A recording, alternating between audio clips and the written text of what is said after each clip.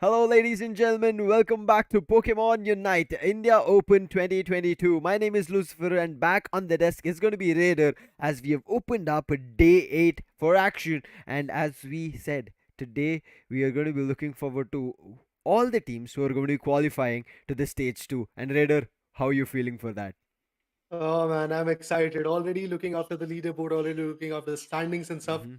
This is the last day for stage one, if I'm not wrong, from national playoffs. So it is Yes. going to be quite interesting. The anticipation is for real, the Hmm. competition is for real, and then the national playoff stage two will come from tomorrow, guys. So stay tuned for that as well. But today, two matches are going to be there, two BO5s are going to be there, and it is going to be quite crucial to be precise. Yeah, we are going to be having two best of fives. Good thing that you mentioned that. And you can see we started a little bit later on the day. We'll get back to the schedule very soon, but I'm excited right now to see Hmm. how the Yep. overall standings for both the group stands. Until now, we had group, but from tomorrow onwards, there's no group, and it's going to be immediate fights coming through. And I hope every of the viewer, or at least all the Pokemon Unite enthusiasts, saw the post coming up. These teams who are right now fighting not only will be getting the India champions title, but also Right. the top 4 teams will be getting a chance to qualify and represent India on the global stage. And with that, they also get spoils. Let's jump to the spoils Oh. where the total of 22.5 lakhs will be distributed. Amazing distribution coming up. Top eight teams are going to get cherished with this kind of prize pool. And look at that. The champion is going to get 11 lakh 25,000 INR in its favor. Runner up, 5 lakh 25,000. The third position, 3 lakh rupees. And fourth position will get you 1 lakh 50,000 rupees. And if I talk about the fifth and sixth position, 50,000 rupees each. And when it comes to the last seventh or eighth position, to be precise, 25,000 each. So definitely the distribution is something everybody is going to watch out for. But then again, the bragging rights of winning the championship is something else. Yeah, everybody wants that bragging rights. I mean, when Yeah. you're on the top, you can tell everybody that you participated. You maybe would Mhm. have defeated me in maybe the stage one in the group stages or something. But when it mattered, it is our team who won it. And as that Yeah. we talk about it, we have those 14 teams who are looking forward to calling themselves the champions. Well, definitely from Group A, it's going to be Team Essetuel, True Rippers, August 5, Enigma, FSC Esports, Pride Official, and Six Upper Moon. While we talk about Group B, we have got Revenant Esports, Kevin Esports, and then Godstrain is here, Marcos Gaming, Ryzen Esports, Zeher Team, and Hyderabad Hydras. Quite a few amazing teams are here right now. Quite a few teams are struggling to dominate, and some teams are there straight up on the chart, like Godstrain, Revenant Esports, Hmm. Essetuel, and True Rippers, like that. And quite a few teams like Hyderabad Hydras or Kevin Esports, eventually, Six Upper Moon, Pride Official, they were struggling quite a bit in the playoff stage. So yeah, guys, competition is there. They have to evolve just like their Pokemon should. And Yeah. apart from that, if we talk about the domination, there was, let's say, quite a few instances where I guess the domination was shown from these teams as well, which were at the bottom of the leaderboard. Yeah, I mean, when we saw the zonal finals coming in, we will be talking about the teams when Hmm. the group standings as well come through. As we jump into Group A standings, you can see I would say Six Upper Moon were one of the cleanest in the run that we saw in their zonal Right. finals, which was coming in from Northeast. But it hasn't worked out here, at least for them, and they're done with their six Hmm. matches. Same goes for Pride Official, Ogles 5, and none other than Enigma Gaming. But Enigma have 3 victories and 3 losses, which has balanced them out. But on the other end, FSC Sports, after getting a loss yesterday when they fought against Enigma, I hope today they'll be able to get it in their favor. And I hope it kind of comes in their way. Oh wait, actually my bad. It was FSC Sports itself winning it out, but FSC Sports will be playing the last match, and none other than SATUL is what they're going to be facing. It's going to be a very interesting matchup. SATUL looking forward to jump up on the overall standings. Will they get the chance? We'll get to know shortly. Not before we give justice to Group B standing as well. Well, in the Group B standing, it's Revendi Esports on top for now with 4 clean sweeps in the favor, 1 loss for them. Like, but if I talk about the winning streak, there we go. We have got 5 wins coming from this particular team. If we talk about the average goals, 605. That's a great score coming from Revendi Esports. While we talk about God's Train, we have one match, and if I'm not wrong, this match is going to be very crucial to watch Hmm. out. They don't have a loss. They don't have a single loss at this point. But then when they are going to face Marcos Gaming, things can change for them. Yeah, I think at this point, Revenant might be safely saying we are the topmost team on Group Mm, B. yeah. But after God's Rain match today, might not be the same story. Marcos also have one more match left, and who is it against? It is against God's Rain. So Yeah.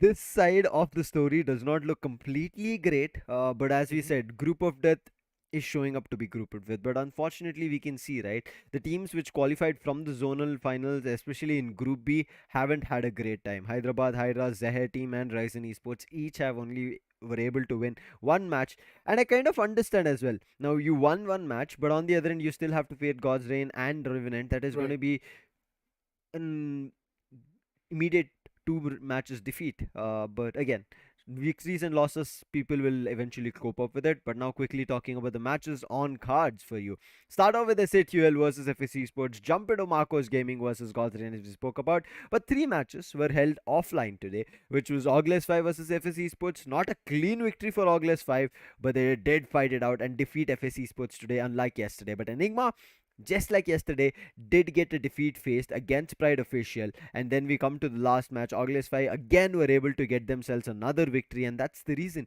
we see them having a chance to qualify. Well, definitely, they've got a beautiful chance at this point. But if we talk about teams like Pride Official and the other teams which have qualified from the zonal finals, definitely their contribution was absolutely amazing in this whole playoff stage.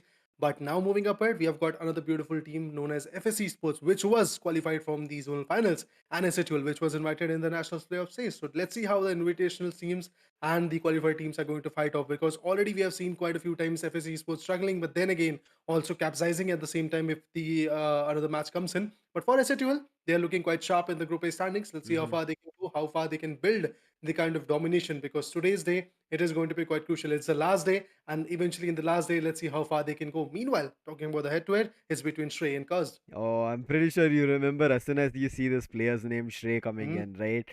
The speedster. I hope he picks it up, but on the other end, Cursed, he's a versatile player. We have seen him mostly on the ranged attacker coming through, but whenever his team needs him in terms of acting as a curse, he's done it, Hmm. and that's the reason you can see the damage faring a little bit better. 4,000 ahead, goals as well, 300 ahead of what Shrey is at, and rounds again, which might give you an idea that okay, Curse might have played more rounds, but all those rounds were effective and made sure that the team always somehow had some semblance as well as some way or the other a chance to get back into the game. And SATUL were Right. one team who initially looked shaky or maybe even lose the first round, but their vengeance that comes through is something that everybody needs to be worried about.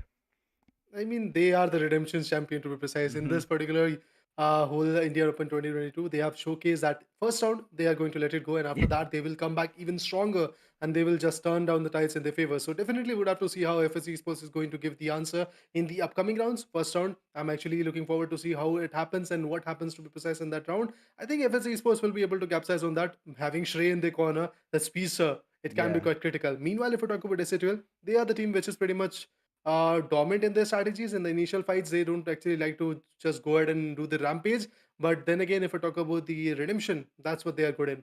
Mm-hmm. And I did mention, right? We also saw in the Group A standings as you were breaking it down, Raider. True Rippers are the Hmm. ones who are standing tall in Yeah. the first Yep. position, but STTL are not far behind. They're right below them, and it will be the same amount of victories and losses if SATUL win today, and it will all Hmm. depend on the average goals as well as the clean sweeps coming through, and that will give us an idea whether SATUL will push on top. But looking at the clean sweeps, which True Rippers have had three so far, I don't think SATUL, even after winning this, will move to the first position, but will still tell us, right, the same number of points that SATUL have is the same number of points that True Rippers have. But in the meantime, I did also mention that August 5, the two victories that they got themselves today, might be giving them chance to push further. But I just took a peek through towards the overall standing. It looks like August 5 just came fifth. Unfortunately, the team above them has 3 points, has three victories, and that's the reason. Even after this, I would say end day effort of winning two matches, going out with the bang, justice and also huge credits and applause to them. But now let's get back to the match on hand, Raider, and jump into the draft pick. What do you think the bans are going to be? Looking forward to see Tanatar and Speedster getting banned. If Mm-hmm. FSC Sports, if I really SATUL would have learned how FSC Sports is going to play, I believe the Speedster ban should be there. But if you are going to ban the Dodrio, Absol may come in. Absol is getting banned. Maybe Zorak will come in. So definitely, I believe Shay is one sneaky guy. Look at that. Mime and Dodrio gets banned. That's a beautiful pick coming up. Nice one. In terms of bans, as you mentioned, FS understand that we've seen very well being functioned from SATL, especially Tensai on Mime, because Mime players have been very crucial throughout the tournament. On SATL's end, they've seen a lot of shenanigans pulled off from FS Esports, especially with their speedsters and Dodrio, Uh-huh. to name all the above everything. Good ban in that sense, but when we come into the picks, you can see that very immediately he does play that very crucial supporter or the defender. Right. One or the other things works, and there's also a Mamoswine on card. On the other end, there is a Snorlax, which I'm very interested and looking forward to how it plays. But Lynch, he's coming out with Cursed Mew. Let's see how he plays with it. Well, definitely looking forward to see how far the picks are going to be there. At this point, if we talk about Team SH, well, one supporter, one defender, a double all-rounder type of setup would have actually come in, but Gardevoir gets replaced by the Gardevoir is actually here to replace the Lucario, if I'm not wrong. And finally, if I talk about the approach, is going to be one supporter, one defender, one attacker, and one all-rounder for now for Team SH. We're looking forward to see what curves will pick in. Meanwhile, if we talk about the approach of Team FSE Sports, they have got the Decidui and Lynch as the attackers. The supporter is there as the Blissey. On the other corner, the all-rounder as Umral comes in. Rex as the defender for the team is going to be there. But the all-rounder, Absol gets chosen. Amazing. Man, oh man, we were Uh, just talking about Shrey, but Shrey looks like he doesn't want it. And oh wait, at the last minute they make a change to yeah, Tyranitar. exactly. I was Ah, also confused about that. I was just excited. I mean, I'm not like saying that I'm not excited to see how this lineup plays, but again, Absol, a speedster coming into the play, just turns and changes a lot of things. Now, in terms of, I would say, picks coming through, you saw on one end it was a double attacker coming through, on the other end it was a double all rounder coming through. Let's see how it works out. Decidui, or is it going to be Tyranitar who plays off better? But I still worry about the Decidui. If it functions really well from FSC Sports, it's going to be damaging a lot for SATL to pull off, but SATL have those close range punches, close range Right. heavy hitters. If they connect those moves, it's going to be a very, I would say, squishy and an easy win for SATL. Well, looking forward to see that how SHL is going to impact their journey in the first round because first round is one of those rounds where they just want to gel out with the enemy and Mm-hmm. eventually see and learn that what they can do, what is the potential they are having, and eventually go through that in the next upcoming rounds. So yeah, I believe first round is going to be a little bit more on the side of FSE Sports, but it's all about the round. It's all about the fights. Well, we have to check out once the match gets started. We'll get to see the particular fights coming up, and we'll get an insight of what Team SHL is trying to plan with. And eventually, Mm-hmm. if we talk about FSE Sports, I guess their approach is for sure going to be a little bit more aggressive as compared to SHL. Yeah, they will try to keep hitting them with all the moves, especially in range. They'll make sure that they Right. keep distance between the players of SATL, and whenever they use their moves and attacks coming through, it Mm-hmm. finds connection. Because now we've talked about how Mew plays, right? Generally the Solar Beam, but whenever it is in close counters, tries to use either the Surf or maybe even the Electro Ball coming through, switching up the moves coming in. On the other end, having Decidueye, we have generally seen that throughout the entire, I would say, meta that has formed, it is always Spirit Shackle that players like to pick, because if you aim really precise and you connect your shot, it does a lot in terms of damage, especially I would say Right. for everything. Now, yes, there is one attacker that even SAT will have. If you especially aim to the attacker or maybe even their defender or supporter, it does enough damage so that your other attacker and an all-rounder can immediately jump in, swoop in, do a lot more damage and find the knockout. And I think it's going to be very crucial to break Yeah. the players of SATL apart. If they play together, they have a lot of heavy hitters. So for them, if even you KO one player, they'll be immediately hitting you with the other one and the other one. So there will be numerous instances where SATL would come out of an upper hand even after giving away KO Raider.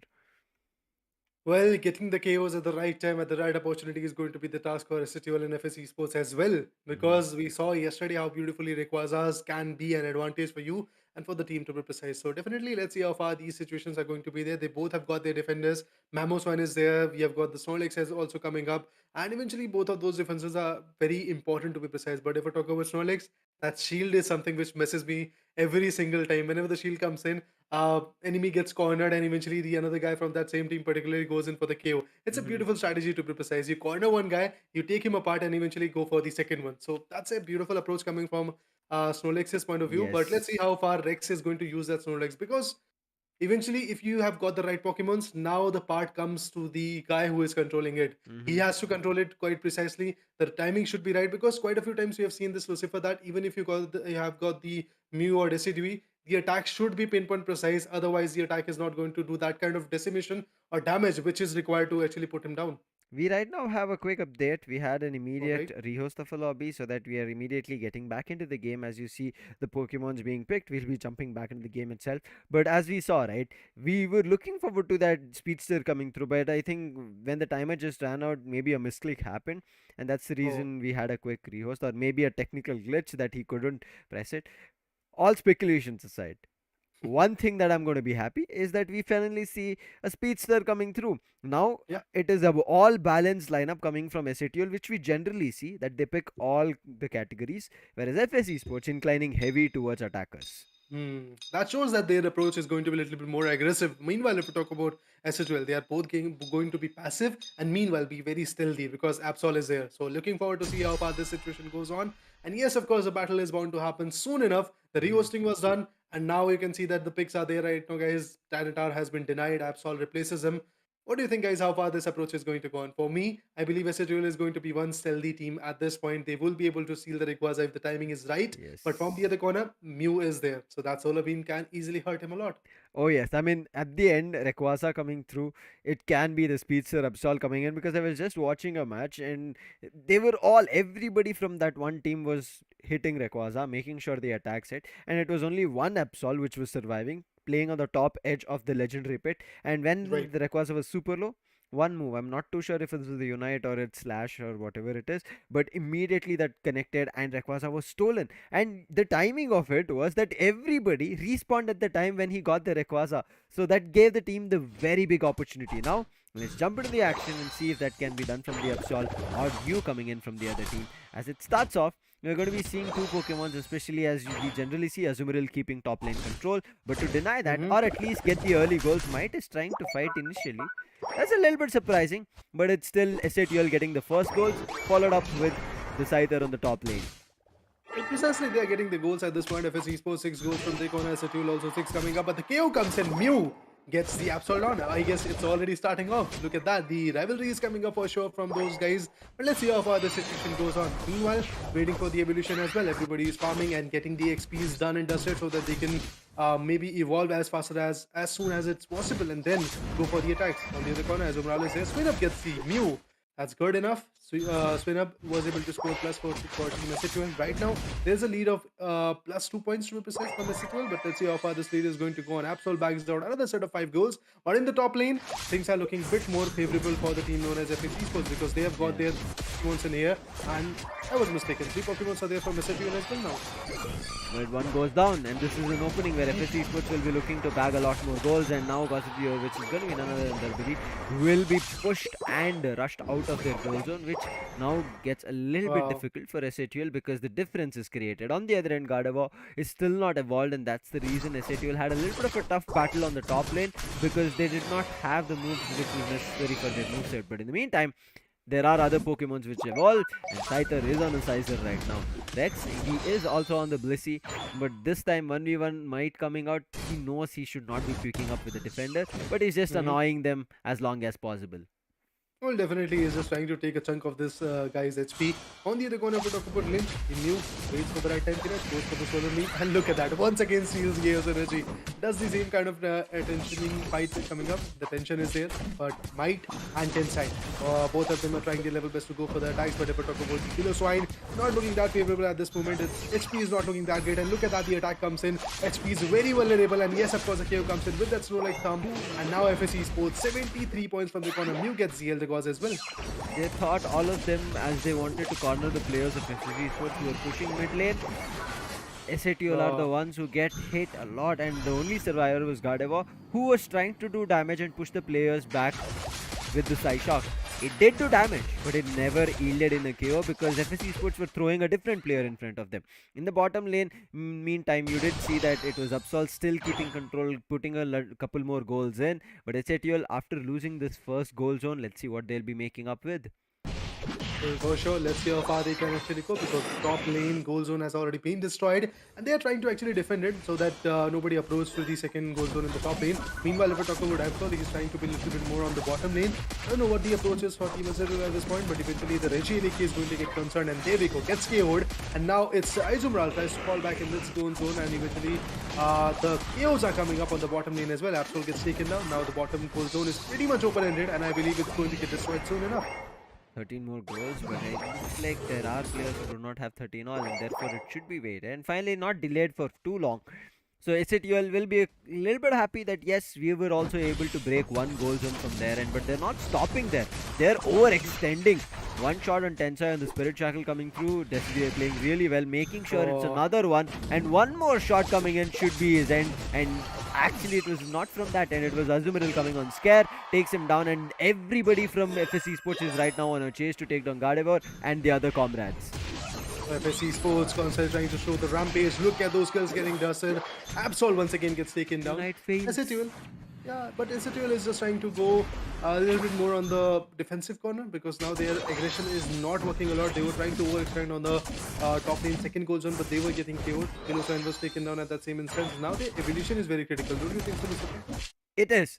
Levels, they might seem like it is same, but I think the players who need an upper hand, especially like the speedsters coming through, the ranged attackers, they need to be a little bit above compared to the players of FS Esports. Is their damage needs to be better, Right. or at least strategically it needs to be well planned, which looks like SATL's end, it's just chaotic. FS Esports on the other end, they're playing together. And look at it, again at the mid lane, the fight has started. Spirit Shackle comes out again from none other than the Decidueye trying to connect, but this time Tensai, as we did mention, as you mentioned as well, evolution was crucial, therefore this time can take up a lot more in terms of damage.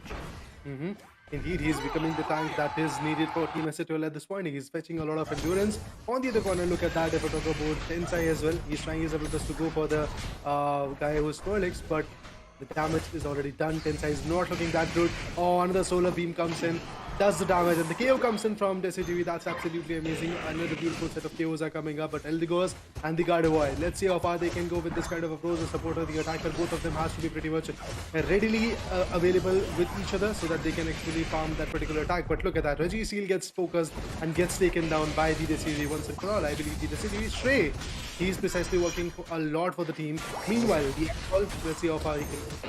Stray has been playing very, very well. And now look at this, with the Mammoth Mash coming through, Unite being used, Tensai thought he could take down a player, but no, they are in their flux zone. They will be able to run away, and especially Pardesi making sure that his player survives.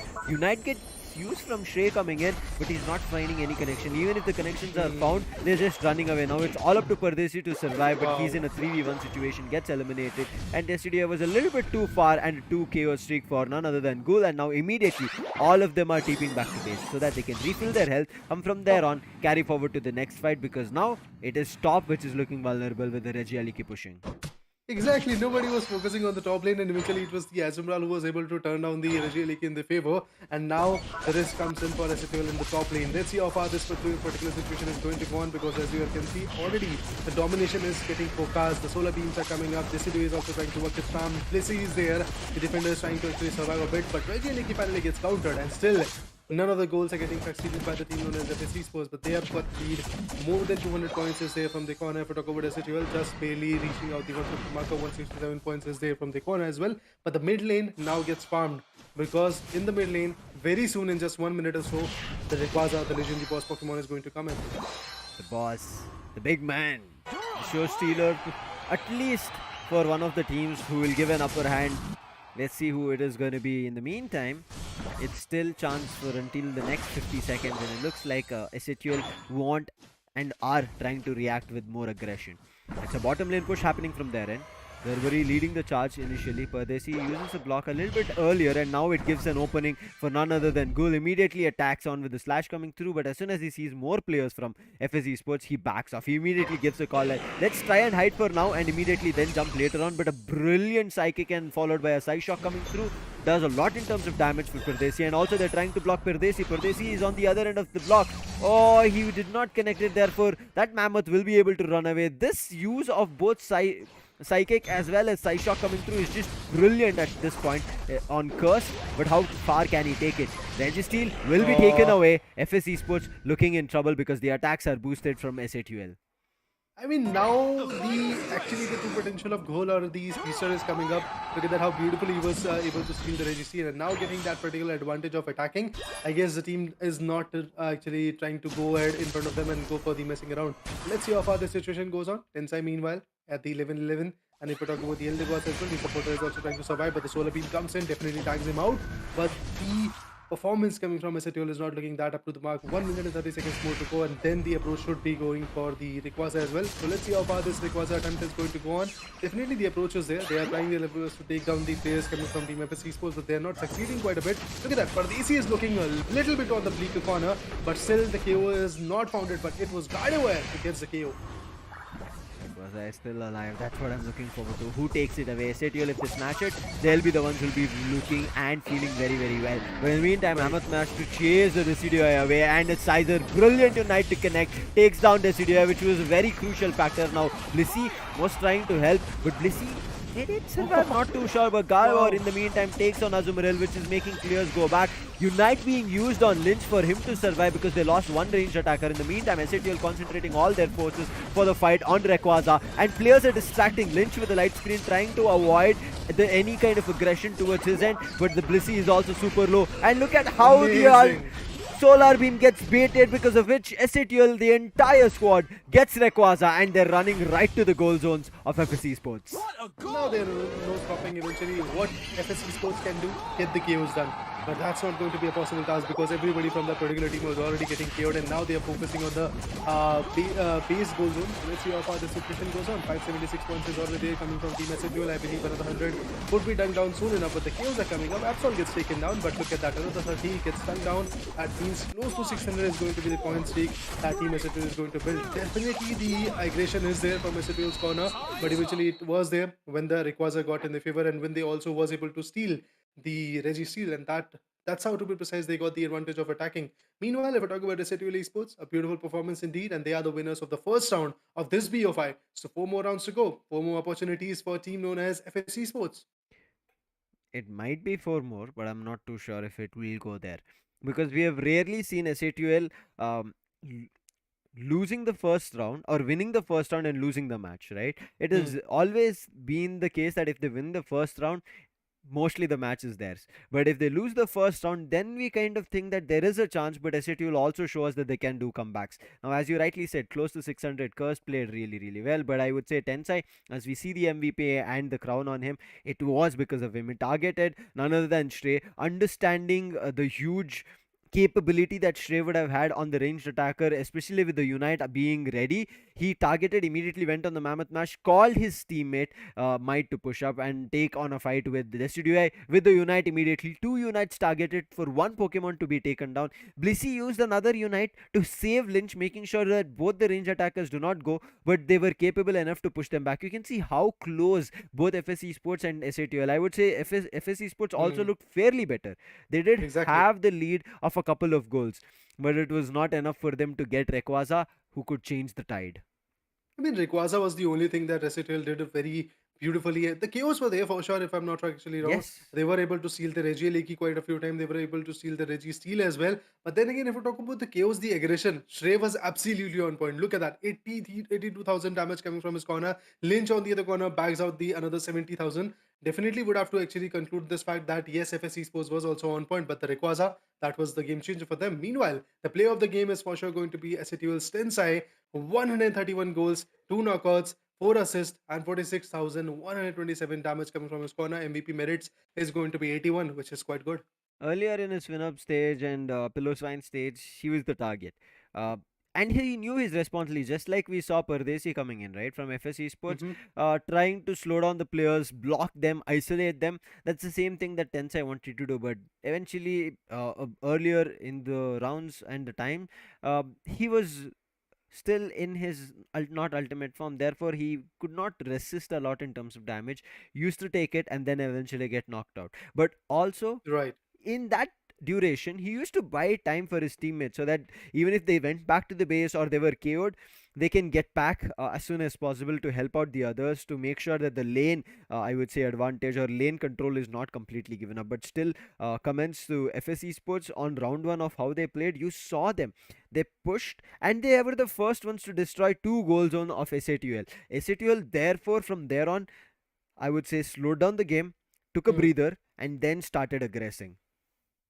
Exactly. If you know that your regression is not working out, you have to take that breather. You have to actually learn that what is the let's say potential gap which is coming up, and why FSC Sports is able to capsize on you. And that's what Team SATL did. Hmm. They took their time, and eventually they learned that how we can actually be the one which can capsize on them, and they use their Absol at the peak. In the last few Yeah. minutes, if you saw, Absol was working out quite well for that particular team. Ghoul was doing the job, and he was doing fantastically. But the only thing that was missing out, yeah, anything to conclude? I want to add on that is that Ghoul, as you rightly Mm-hmm. mentioned, he was doing the right job. That was Mm-hmm. not getting chaos. You saw in the, I would say, Yeah. overall scoreboard, it was three Mm. knockouts and assists. But he was there to do effective damage where his attackers were able to capitalize. I think that's what we need to pay attention to, Raider.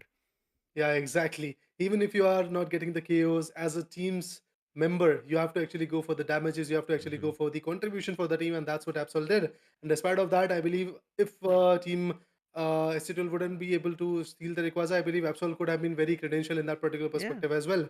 So yeah, definitely it was absolutely amazing. Absol's performance was absolutely important. But meanwhile, if we talk about Gardevoir, that Pokemon also did a lot of damage. Yes, brilliant play and also thought process coming in with Gardevoir on card. Earlier, also, when you saw Gardevoir was trying in terms of using the Psy Shock as well as Psychic, but because it was still in Rals as well as Kirilla, it couldn't do effective damage. And Hmm. once it evolved to Gardevoir, everybody feared it. And also, SATUL, kudos to them to keep Gardevoir alive most of the game. They made sure that they did not find easy chaos on the Gardevoir. Precisely. With that first round done, jumping right in the second round, do you think FS Esports will ban a speedster or ban like a ranged attacker? What are your thoughts, Raider? Well, at this point, even if they are able to ban the speakers, something else will come in. But the bans are here. Snorlax and Tyranitar is going to be the one which is going to get banned. I believe FS Esports should have gone for the speaker, but eventually they have chosen the Snorlax, and from SATL is Tyranitar. Mine, the supporter comes in from Tensai's corner. As Umral, the all-rounder, is going to be there for Scare. So that's absolutely interesting to see. And another set of supporter is going to be there, and that's Rex as the LG Gauss. With bans done, as we see picks, as you mentioned, Rex is on Eldegoss. Scare, he's back on the Azumarill, trying to do a lot in terms of damage. But Ghoul, he picks up none other than Mew. But alongside, Tensai has picked up Mime. Tensai, who went on Mamoswine that we just see being picked from Might. Again, I don't think Might will be playing the Mamoswine in the preparation phase. They will change those Pokemons to their designated player. But Tensai having the chance to pick up Mime right now, he's going to be making sure you making the best use of it as it was previously banned.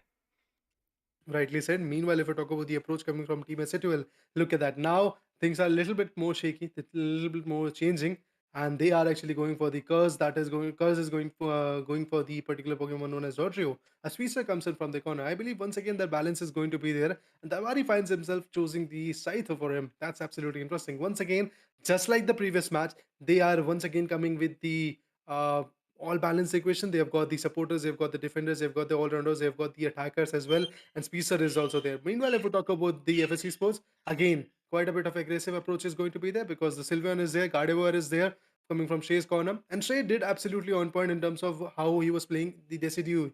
So using Gardevoir it can be a little bit more shaky for this guy. It can be. Let's see how they plan around it, making sure that it is not going to be shaky when they see the performance and the fight coming ahead. But right now, Raider, I want to see Mhm, what you think in terms of the composition. As we look at it, it is going to be none other than defender composition coming through mhm. from SATUL with Mamoswine still being there, but it is Darbury this time. On the other end, as we generally see all categories picked from Yeah, SATUL and FS, not SATUL having all categories, sorry, yeah. FS having a double range attacker setup. Do you think it's going to be effective? Because after seeing what SATL were able to do on Gardevoir, Shrey has picked it up. How does that Well, feel? see, in the last match, SSL did the same thing. They had the Pokemons coming from all the categories, and Mm-hmm. eventually, if we talk about FS Esports, they also did the same thing that they are doing in this second ban phase and the pick phase. they were having the double attacker in their favor. But it's all about the physical attacker or the range attacker. So moving forward to see how far the situation goes on. And meanwhile, if we talk about FS Esports, the pick of Gardevoir by Shrey, it can prove quite amazing for that particular team. But at the same time, if Shrey is unable to capsize on that particular Gardevoir and eventually use it at its peak potential, things can go rough for the team. But I'm still missing FS Esports with their aggression that they had on Speedster. Right, Why right. not get that Speedster? Whereas SATL are like, we are loving Speedster. Let's just keep picking it up. Nonetheless, SATL start up with their first goal, which is on the Scyther, which they still kept alive. But this time, Scyther is still on the top lane. I'm looking forward to if they keep it as Scyther or they just change it to, as we see later on, none other than the Scyther. Right now Dharbari he's just able to do little damage, but as Uh, every time we see this Scyther is eventually going down. Now Dharbari he's found another teammate who can help him out, and finally they deliver an exchange blow on a KO, but on the other mhm. end on the bottom lane another KO gets received. So SATL they're right now a little bit in the receiving end of the punches. For sure, SATL is getting countered quite a bit, but eventually, if we talk about FS Esports, they also focus on evolution and meanwhile as well farm as much as AS energy that's possible and go ahead for the dunking down of the goals. Meanwhile, if we talk about SATL, in both the bottom lane and the upper lane, they are pretty much decisive about their fact and they want to defend the particular goal zones. But now the spin up and the scythe up, I don't think so. It's going to be an easy task for them to go ahead toe to toe with the Ice Umrals, with the Gardevoir, with the Sylveon as well coming up on the back end. The fight's still going back and forth, but it's still FSC Sports, especially on the top lane, Uh, keeping a lot in terms of control. And why is the case? Is because their Dodrio has gone to FSC Sports jungle and farming there, and I think that's one thing that they had to pay attention to. Tensai is here, but to do what? Just to block stuff, to annoy them, and delay whatever happens in the top lane, but nothing more. Dodrio on the other end, after farming, has gone for a goal. Gets, I think, should be around 30 because 10-10 each is what we generally yeah. see. And yes, it's a 30 coming through. So somehow SATL balancing it even though they are losing some at the top. Well, definitely they are trying to balance the equation. Right now they have, to be precise, FSC Sports have got the 20-point lead in their favor, but if about Rodrio, meanwhile, tries to be a little bit more chaotic, but look at that. The KO could have been coming up, but eventually the damage was not that on point. Let's see how far this situation goes on. And yeah, Gardevoir finally touches the ground, and yes, of course, the KO is there. But meanwhile, if we're talking about Slowbro getting the Mew out of the equation, that was also a great approach coming from this particular round. FSC Sports, they are turning down quite a few moments, but let's see how far they can go. Pillarsoil managed to bag out the Sylveon. Meanwhile, Curse has to evolve. The level is 8. For sure going to go for the Wild Berry so that he can repatch himself and once again bring back the glory for the team. Meanwhile, but go with FSC Sports in the top lane, they're trying to just farm as many as Pokemon, as many as AS energy as possible. Meanwhile, the Scyther also goes in for the bang. 21 AS energy from his corner, 16 for Scare, goes in for another fight.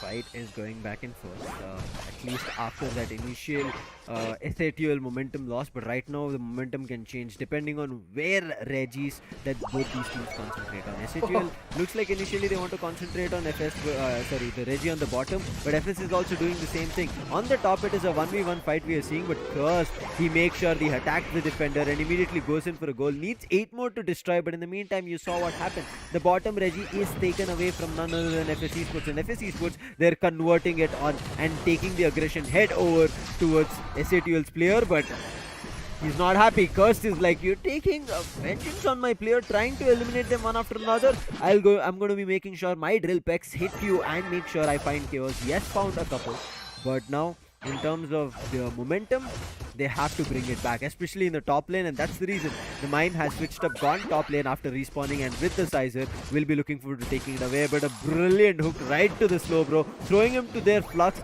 but unfortunately he couldn't block. I think he has a score shield on himself, and that's the reason a couple of goals were still done, and FS Esports are not done with the game. The Gardevoir is here, along with Azumarill helping out, and the Regi Eliki being stolen from the top. Wow, amazing. Ooh, Scare continues.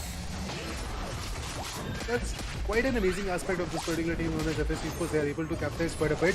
Meanwhile, when it comes to the aggression, I guess that's where SATL is getting fumbled, and that's what happened in the last round as well. So they have to take the breather, just like they did in the first round, and then again pull back a little bit more stronger. Rayquaza is the only thing which was able to help them a lot in the previous round, and I believe it is going to be the only thing which is going to help them in this round as well. Meanwhile, getting the Regis is also going to be quite important. Azumarill on the top corner, just like that, the all-runner is going to be quite sneaky. He goes in for the goal, he goes in for the defensive, he goes in for the KOs, Every single task by this Scare is absolutely amazing. Meanwhile, Rex and the other guys from Team FSC Sports, let's see how far they can approach. Meanwhile, if we talk about the mid lane, well, Dodrio and the Scyther are trying to farm it out. 29 points, 29 goals can be turned down by this guy. But Scare now gets countered quite a bit, but he goes for his own goal zone. He's going to repatch himself with a Wild Berry and bring back the aggression once for all. Lynch is playing so well on Sylveon. You can see the Growl is able to keep such big a Pokemon aback. But now with Mammothman also helping out along with the Mew coming out. But Lynch commits a Unite move. If it was the right decision, I mean in thoughts of like scaring them, did it right. But wasting it, I'm not too sure if it was the right call. So let's just wait and watch. But in the meantime, there is also FS immediately fighting out with SATUL in the bottom lane for the Regirock, and it is this time making sure that none other than FS Esports do not get it. It is SATUL, and followed up with streaks of KOs from every Pokemon. Well, amazing KOs are coming up for sure. That's the only thing which is absolutely amazing. SATUL on the other corner goes in for another set of amazing goals. Oh, Scare. KO, Azumarill, amazing. But Scyther also reciprocates with the slow pro KO. That's good enough. But if I talk about Azumarill, things can go critical for that Pokemon as well. Meanwhile, Gardevoir bags out another set of beautiful Pokemon, which is amazing. Meanwhile, in the bottom lane, things are looking a little bit more shaky for a team known as FS Esports, because their one goal zone has been destroyed in the bottom lane. If we talk about the top lane, things have to be considered for them because Regieleki is coming up. Scyther and the mine goes in. So let's see how far this approach is also going to get built. Right now the fight is both back and forth. But again, Darbury, this might find value. Dodrio is here now on Slowbro, who was trying to run away, but the Flux slows him down. And everybody else from FS Esports who thought that, okay, Slowbro is here, let's just take on them, is backing off. Right. But on the top lane, there is a fight which is happening. Two players from SATUL are trying to take on Regieleki as Scare gets eliminated. Brilliant play with Might coming in. But Might, he's up close right now with none other than the Gardevoir coming in, uses the Unite and takes both the players down. Tensai and Might both go down. They were about to take Regieleki, but with that one Unite, you could see how much damage. She puts up a singularity which creates a hyperspace hole right in the middle and which does numerous damage. And now it should even be easy one. A solar beam was used, but it did not connect. It was Slowbro who was doing effective damage. Regieleki becomes an ally for FS. Now FS Esports is going to counter that perspective. Meanwhile, FS Esports has got another thing in their mind that Rayquaza is going to come in just 40 seconds. So why not just actually go for the farming in the mid lane as well and eventually take the defensive position meanwhile. And if we talk about the bottom lane, Mamoswine might actually go for the Regi Steal or Regi, whatever the Regi is going to come in the bottom lane, because that is also going to be quite crucial. If they get the advantage, just like in the previous round, things can be a little bit more advantageous for Team SATUL. But let's see how far this approach is going to get built. Meanwhile, getting the goals done, I guess that is also another level of strategy. But Frozen and Garen get taken down. Sylveon is at a loss. Sylveon gets taken down. The KO is already done.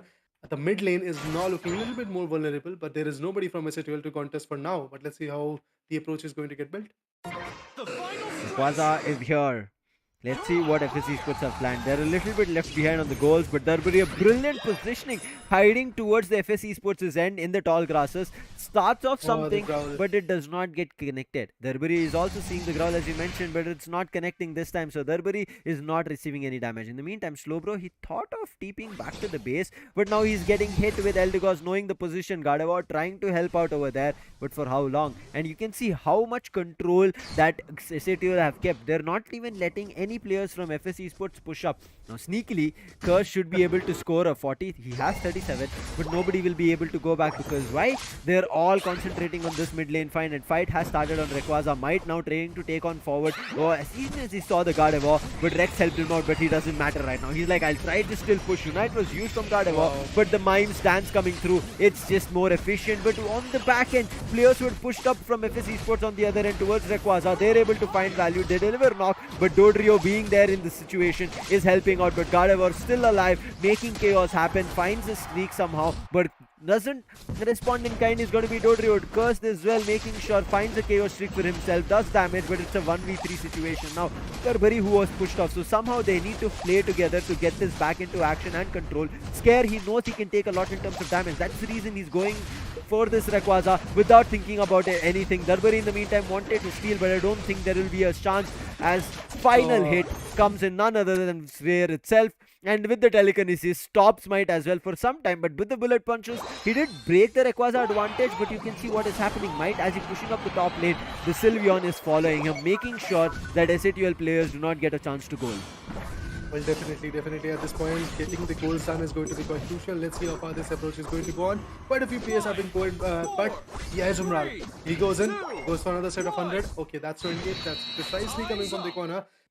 Interesting enough, I believe SATL was able to capsize in the first round, but eventually now the winners are going to be FSC Sports. The straight up comeback coming from FSC Sports was absolutely on point. Now, I guess, Lucifer, we can conclude that, yeah, Rayquaza is going to be the only meta that they are trying to exploit.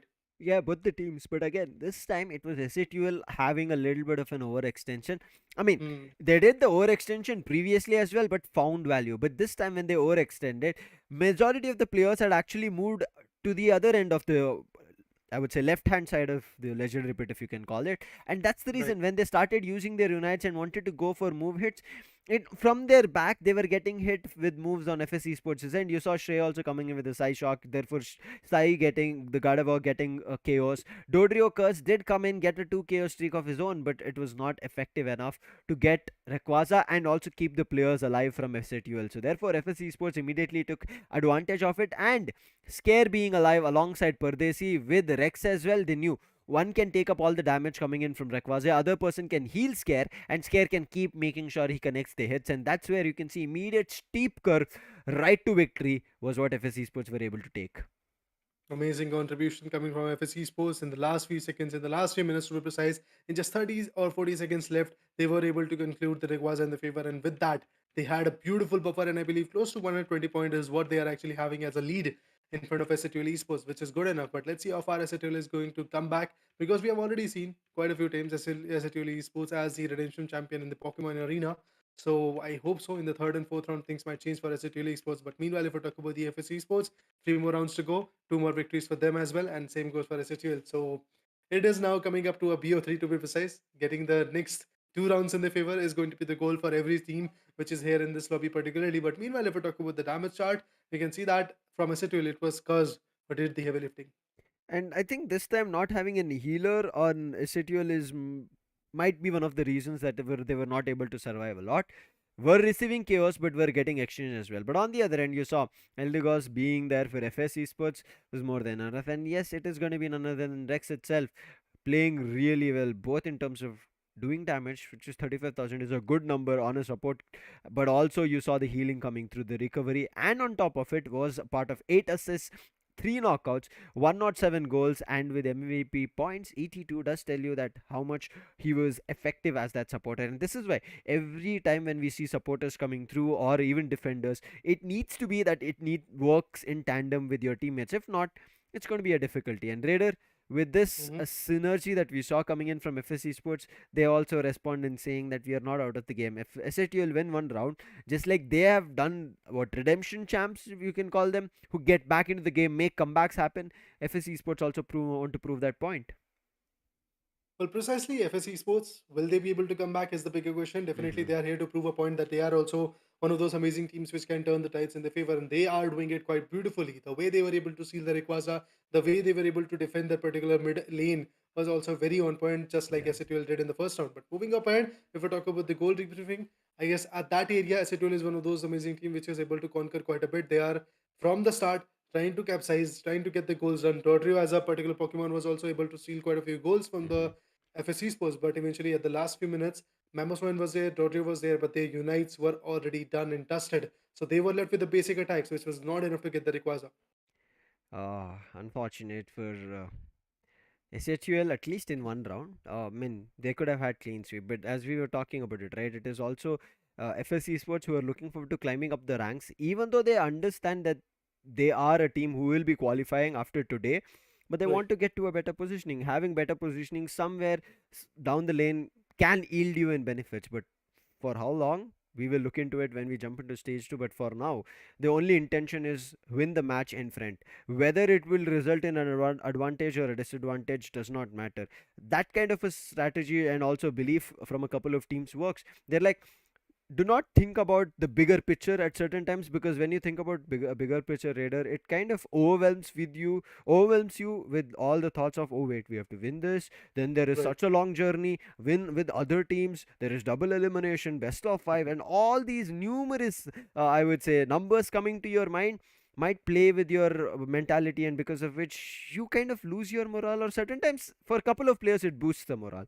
So again, it is up to whoever likes it and however they want to deal with it. But coming back into the game, we will see that this time SATL with the speedster did not work out well in terms of knockouts. Was done, goals was done, but when they wanted to go for a steal, there was no moves available, as you rightly said. So let's jump and Yeah. see in the next draft pick, do they make that possible? Let's see which is going to be the Pokemon getting banned from SATL and which is going to be the one by getting banned from FS Esports.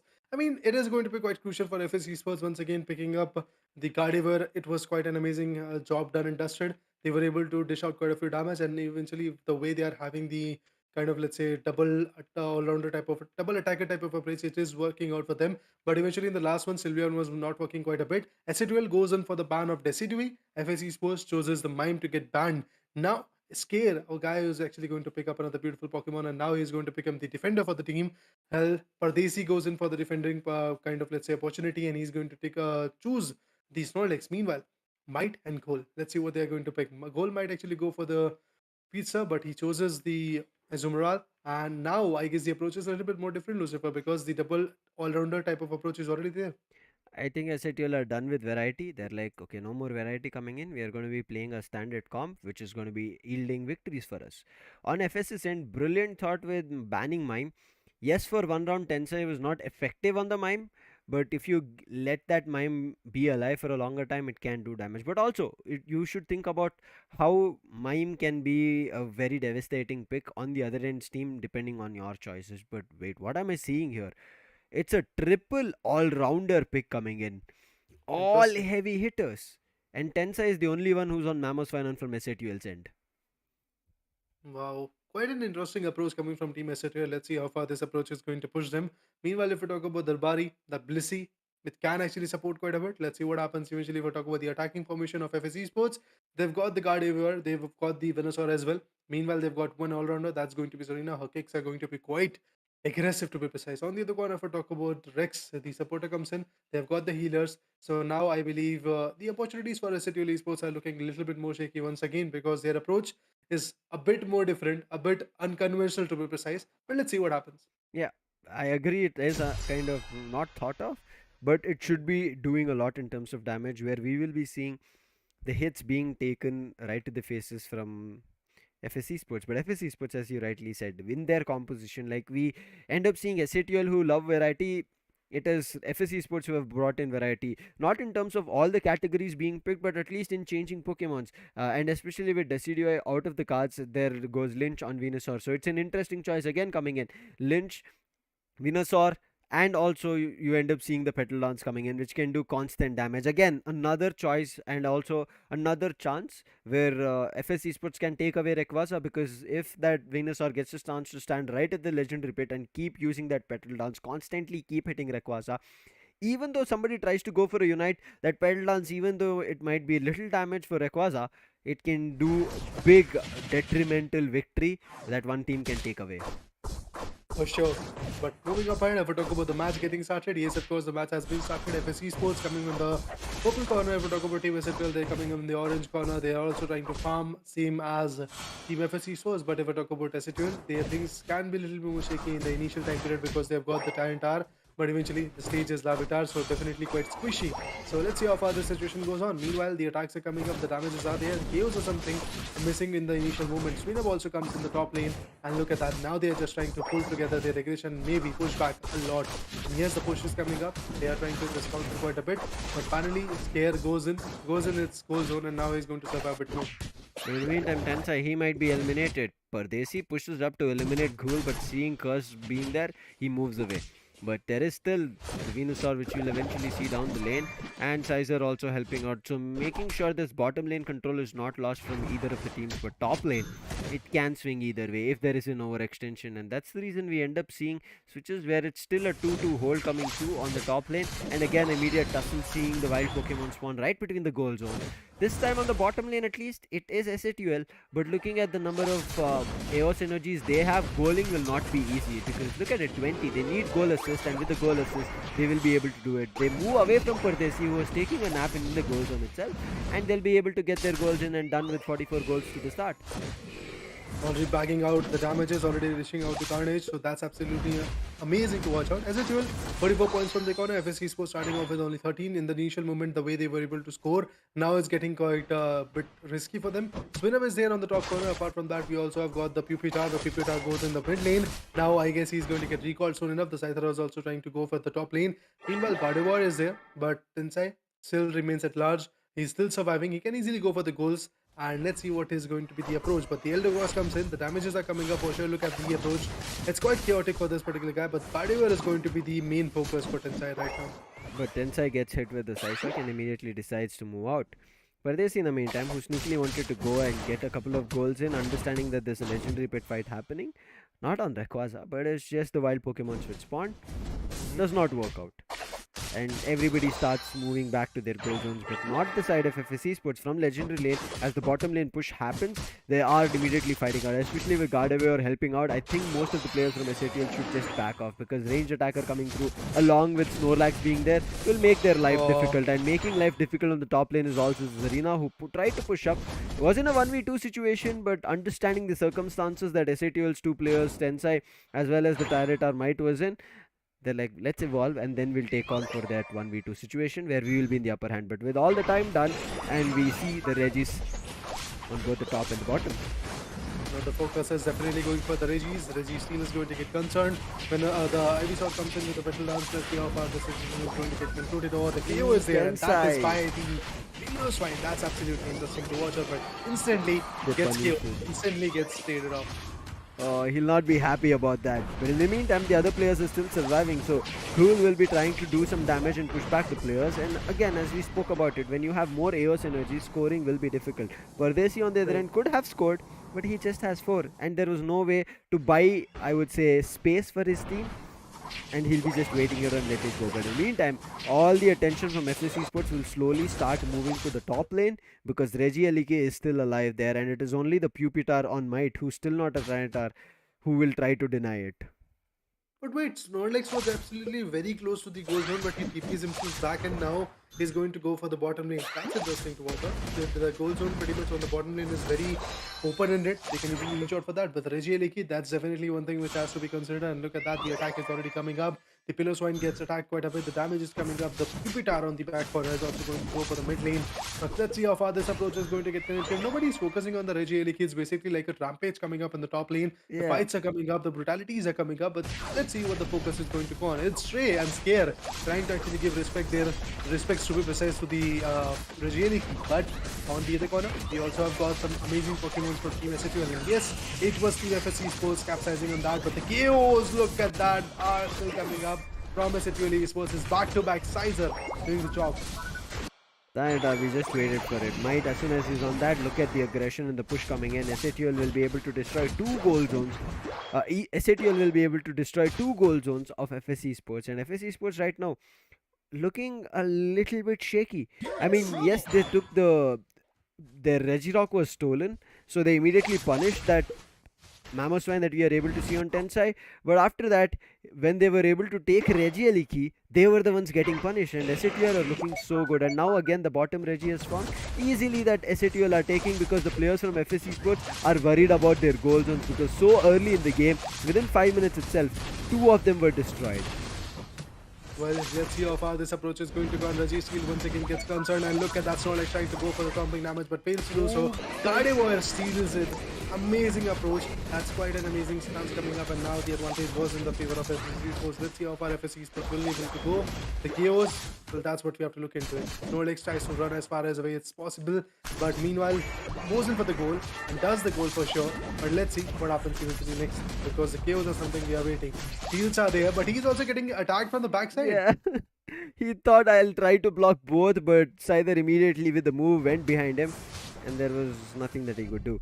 Rex has been Right. spotted, and Durbury is immediately helping his teammate out. But as soon as they see there's another Pokemon right behind them, they're like, okay, let's just move back. But once they got another Pokemon with help, that is on the Mamoswine, three of them right now trying to push, make it four players from SATUL, and the fifth one has also moved in. So the entire squad of SATUL trying to fight out. But Tensai, he took the aggression a little bit too ahead, and right now he's seeming super low, still trying to jump on another than Gardevoir, knowing that he could do super damage to that Pokemon, but it's not working on it. Now a big unite being used, but a counter unite as well comes in, and it is Gardevoir along with the teammates finding control, and SATUL losing numbers right now. An overcommitment and an overextension, and they're having an FP price to pay for it. I believe there is nobody to actually go ahead and score the goals on the top lane. The Mamos one is going to defend soon enough, and the Tyranitar also comes in. That's interesting to see that how far this approach is going to go on. In the top lane, definitely Eldegoss and the other Pokemon are trying their best to go for the goal zones. Meanwhile, 181 points coming from SATUL, FS Esports 149 from the corner as well. Now look at that, the reciprocation of the damage that SATUL received in the previous fight is also coming up. Tensai goes in for the approach. Let's see how far they can go. Azumarill on the bottom lane tries to be a little more sneaky, but the Regieleki now gets attention, and Regieleki is very close to getting countered by Team SATUL Esports. SHL will be getting Regieleki and another ally being added, but this time FS Esports they are getting an inching closer to SHL. The difference is only 40 or 30. And immediately what SHL understand is, as we are getting closer and closer to Rayquaza, let's just make sure that all these boss Pokemons who give us advantages and buffs, let's just take it in our favor, and immediately they're jumping on Regice, making sure they get a full heal advantage, and immediately jump from there on to none other than Rayquaza with 5 seconds on the clock. Interesting fights, interesting brutalities. That's what we are looking for at this moment. 2 minutes and 0 seconds to go. The Rayquaza is here, and SATUL is very close to it. But let's see how far SATUL is going to approach, because on the top of that mid lane, the Legendary Pit, we also have got Team FS Esports. Eldegoss is there. We've got the Serena hiding in the tall grasses. Tyranitar is there on the top foot. He's actually going to wait so that if anybody comes in for the scoring, and yeah, I believe Serena is there for the scoring, but gets the attention. Tyranitar is going to drag her down. And with that, if we talk about the Legendary Pit, yes, the flash is coming up, but look at that, it's the Scyther going for the goal. Scyther didn't evolve to the Scyther, kept that wing beat and made sure it survives. But now Rayquaza fight is happening. All the Pokemons have jumped in, and SATUL are the ones who will be getting in. Now SATUL will just run to get that goals in, and look at majority of the players, they're concentrating on Tensai, whereas they should have concentrated on the other lot, and that other lot is just running to the goal zones of FS Esports, getting goals in. But the same intention is what FS Esports have. They are also like, Wow. let them goal, we'll also goal, and we'll see who will get the better advantage of it, as both the ends are just breaking goal zone. And finally Durbury teleported to defend their goal zone, and I think from here on FS Esports, it will be a tough one. They are trying to farm and then immediately get that AOS energy back into the goal, but with only one AOS energy along with the only one goal zone left on SATUL's end, and then already Rayquaza advantage being there, as well as the supporter along with heavy hitters being here, it is not going to be an easy push where FS Esports will be able to do. But on the other end, after the immediate tussle at the lanes towards FS Esports goal zone, we saw the Azumarill being KO'd, but I think there is nothing that SATL need to be concerned of. With 20 seconds on the clock or lesser, it should be an easy victory for them. And again, the Scyther is able to goal another 66. And nobody was there in the goal zone, and this is how SATL, they're like getting the players towards their end. But with the Unite, four-man push coming in from none other Look than at FS Snorlax. Esports. They're trying their best to score. The Snorlax tried to go in for a sleep, but it is going to go in for an end of sleep and a knockout, as it does not get a chance to score at all. And SATL get back the round.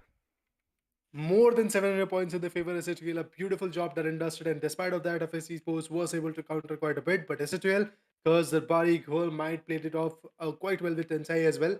And the particular supporter, that particular defender coming from it as SHL was also very amazing to be precise. But now, if I talk about the scorecard, well, despite of not having the Rayquaza advantage, I believe FS Esports did a beautiful number in the perspective. They have close to 459 points in their favor. I mean, close to 500 to be precise. So definitely, if Rayquaza would have been in their favor, I guess the score could have been much more higher. But the reality is, it's S12 who is going to get the Rayquaza. It's S12 who is going to get the highest amount of goals in their favor, and it's S12 who is going to bag out the third round of the BO5. And look at that. Initially, from let's say I believe 1.30 minutes, the situation was in the hands of S12, and constantly they were trying to reach out for the maximum domination, and they did it quite beautifully. I think after the 4 minute mark, when they were able to destroy the both top and bottom lane goal zones, that's where immediately SATL were in command. But again, after making an overextension where they pushed towards the FSC Sports jungle, it came to seem like that FSC Sports can be getting back into the game after getting chaos on the players of SATL. Rex this time, as you can see, 60,000 in terms of healing. That's the reason. Shrey, Lynch, I would say Scare as well were able to survive and therefore push back the players of SATL, but the same amount of, I would say, recovery and as well as damage, a lot was dealt from players from SATL as a wholesome. And you cannot kind of point out one player. Yes, we will be seeing the MVP coming through, but playing together is one of the reason that we end up seeing the team completely function so very well. Amazing contribution from Curse Corner as well. Look at that, 324 goals. That's not an easy task to go with. Mm-hmm. Quite a few teams are winning the match with this kind of goal. So knockouts, 7 assists, 2. 44,216 is going to be the damage. And when it comes to MVP, that's 77 merit rank for him. Amazing job done and dusted from Curz's point of view. But when it comes to the whole contribution of FSC Sports, they also tried their level best to just conquer this particular matchup in their favor. Although the things were not that easy for them, I guess the only thing which went south for them was the availability of Rayquaza at the right time period, because Yeah. they were trying to actually be a little bit more passive and eventually have the approach in the mid lane in the legendary pit, but eventually SOTL was able to give the counter and the triple all-rounder approach. I guess that's also quite a beautiful approach that Mm-hmm. SRL was able to manipulate in the favor. The heavy hits. That's the reason they Yeah. won it. As you rightly said, if Rayquaza was kind of not even taken from either ends, that time maybe we would have seen FSC Sports still have an Yeah, advantage, precisely. because the AOS energy that you see, which is extra or added a lot in terms of value, is the AOS energy that SATL got after taking down Rayquaza. Yes, they got the advantage, but also got the AOS energy, and therefore they were able to surpass 500 goals and push themselves to 750.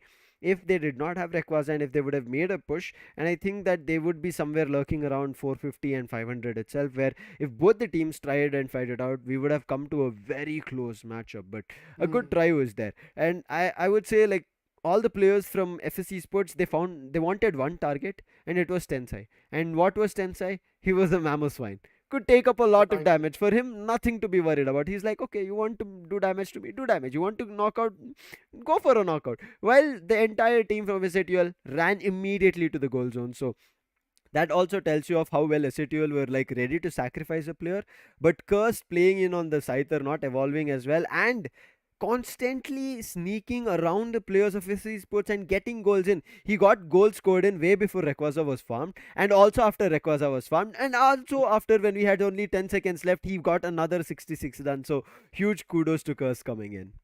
Definitely, definitely. Because is the MVP, is the player of the game of this particular round, and eventually the job that he did was also on point. Even though he Mm-hmm. didn't have that kind of damage, but the goals, that is the Yes. most important thing in this particular battle, and that's what he did. 324 coming from his corner. I mean, Yeah. I've already said it that quite a few teams are there. We have seen in the prior battles that teams are winning with 325 or Mm-hmm. 324 or Exactly. close to 300 all together in their favor. So this shows that how beautiful STL can be. Their individual players have their own kind of strength in their favor. Mm-hmm. But when it comes to the team effort, I believe that's where Team STL was shaken down in the second round.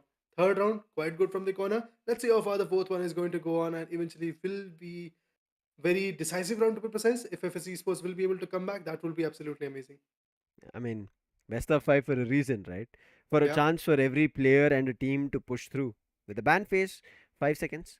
We'll see what are going to be the bans. FS Esports, what change do they make to deny SATL of any control? Snorlax. Which Hmm. again, it was picked from FS Esports. Pardesi was the one who had it, so not too sure about the choice. On the other hand, SATL go for a Tyranitar. They're like, oh, we have shown you what we can do with Tyranitar, so you don't try to do that on us. So a ban. Well, definitely they don't want this chaos getting reciprocated on them, because then you have to be ready with the defense as well. Meanwhile, if we talk Yes. about FSC Sports supporter and all rounder, the Azumaral already gets picked. Azumaral coming from Ezekiel's corner actually did a lot of job for them as well. In the bottom lane, it was every time Azumaral helping it out and trying to defend the bottom lane for our team Ezekiel. Right now, they are going to miss this opportunity. And what happens? Might goes in with the Mamoswine, the defender, and we have got an attacker already. That's going to be cool with the particular Pokemon known as Mew. The solar beams can be quite prudent, can be quite chaotic to be precise, but Pardesi reciprocates with the approach of defender known as Slowbro. And we have got Sylveon, the Growls. Mm. Absolutely interesting.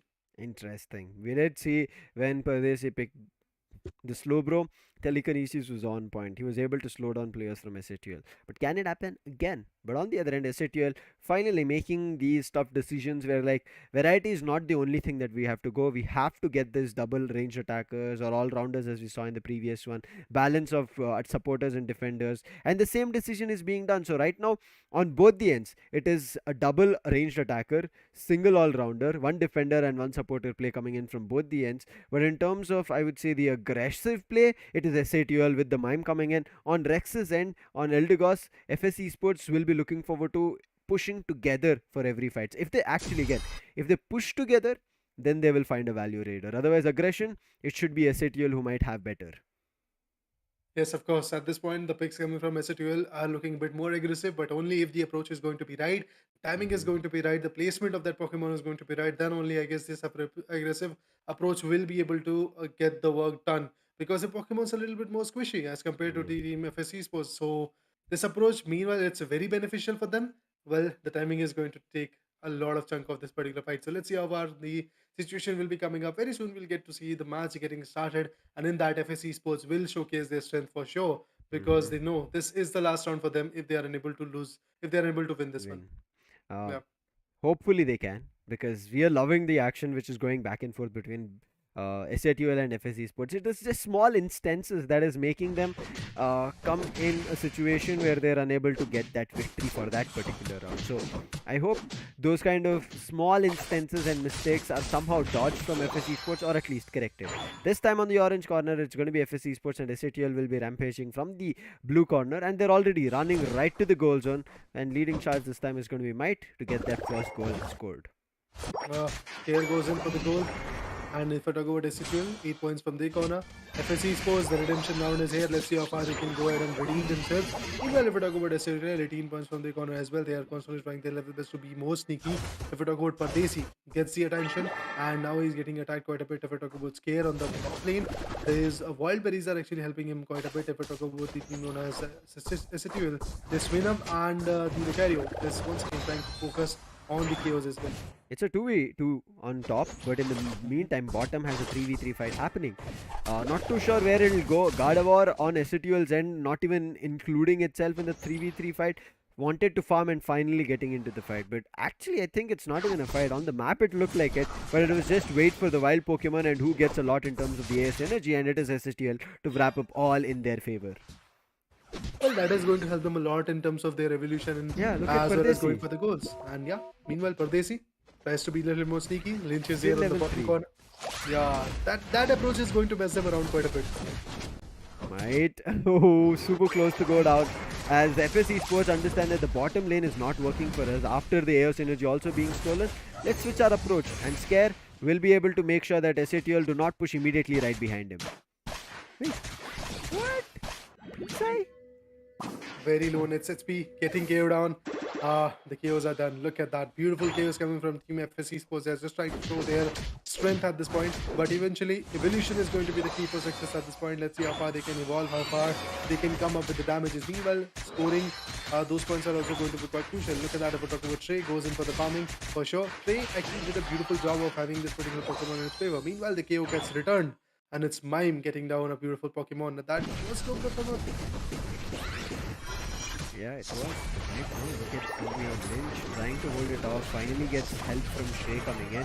And that Psyshock is the reason that they're unable to step into the goal zone and defend it. And Tensai, he's not looking forward to stopping. He's trying to push up with the barrier coming through. Sylveon was low, but he overcommitted and he gets punished. And his teammates were not able to take value of it.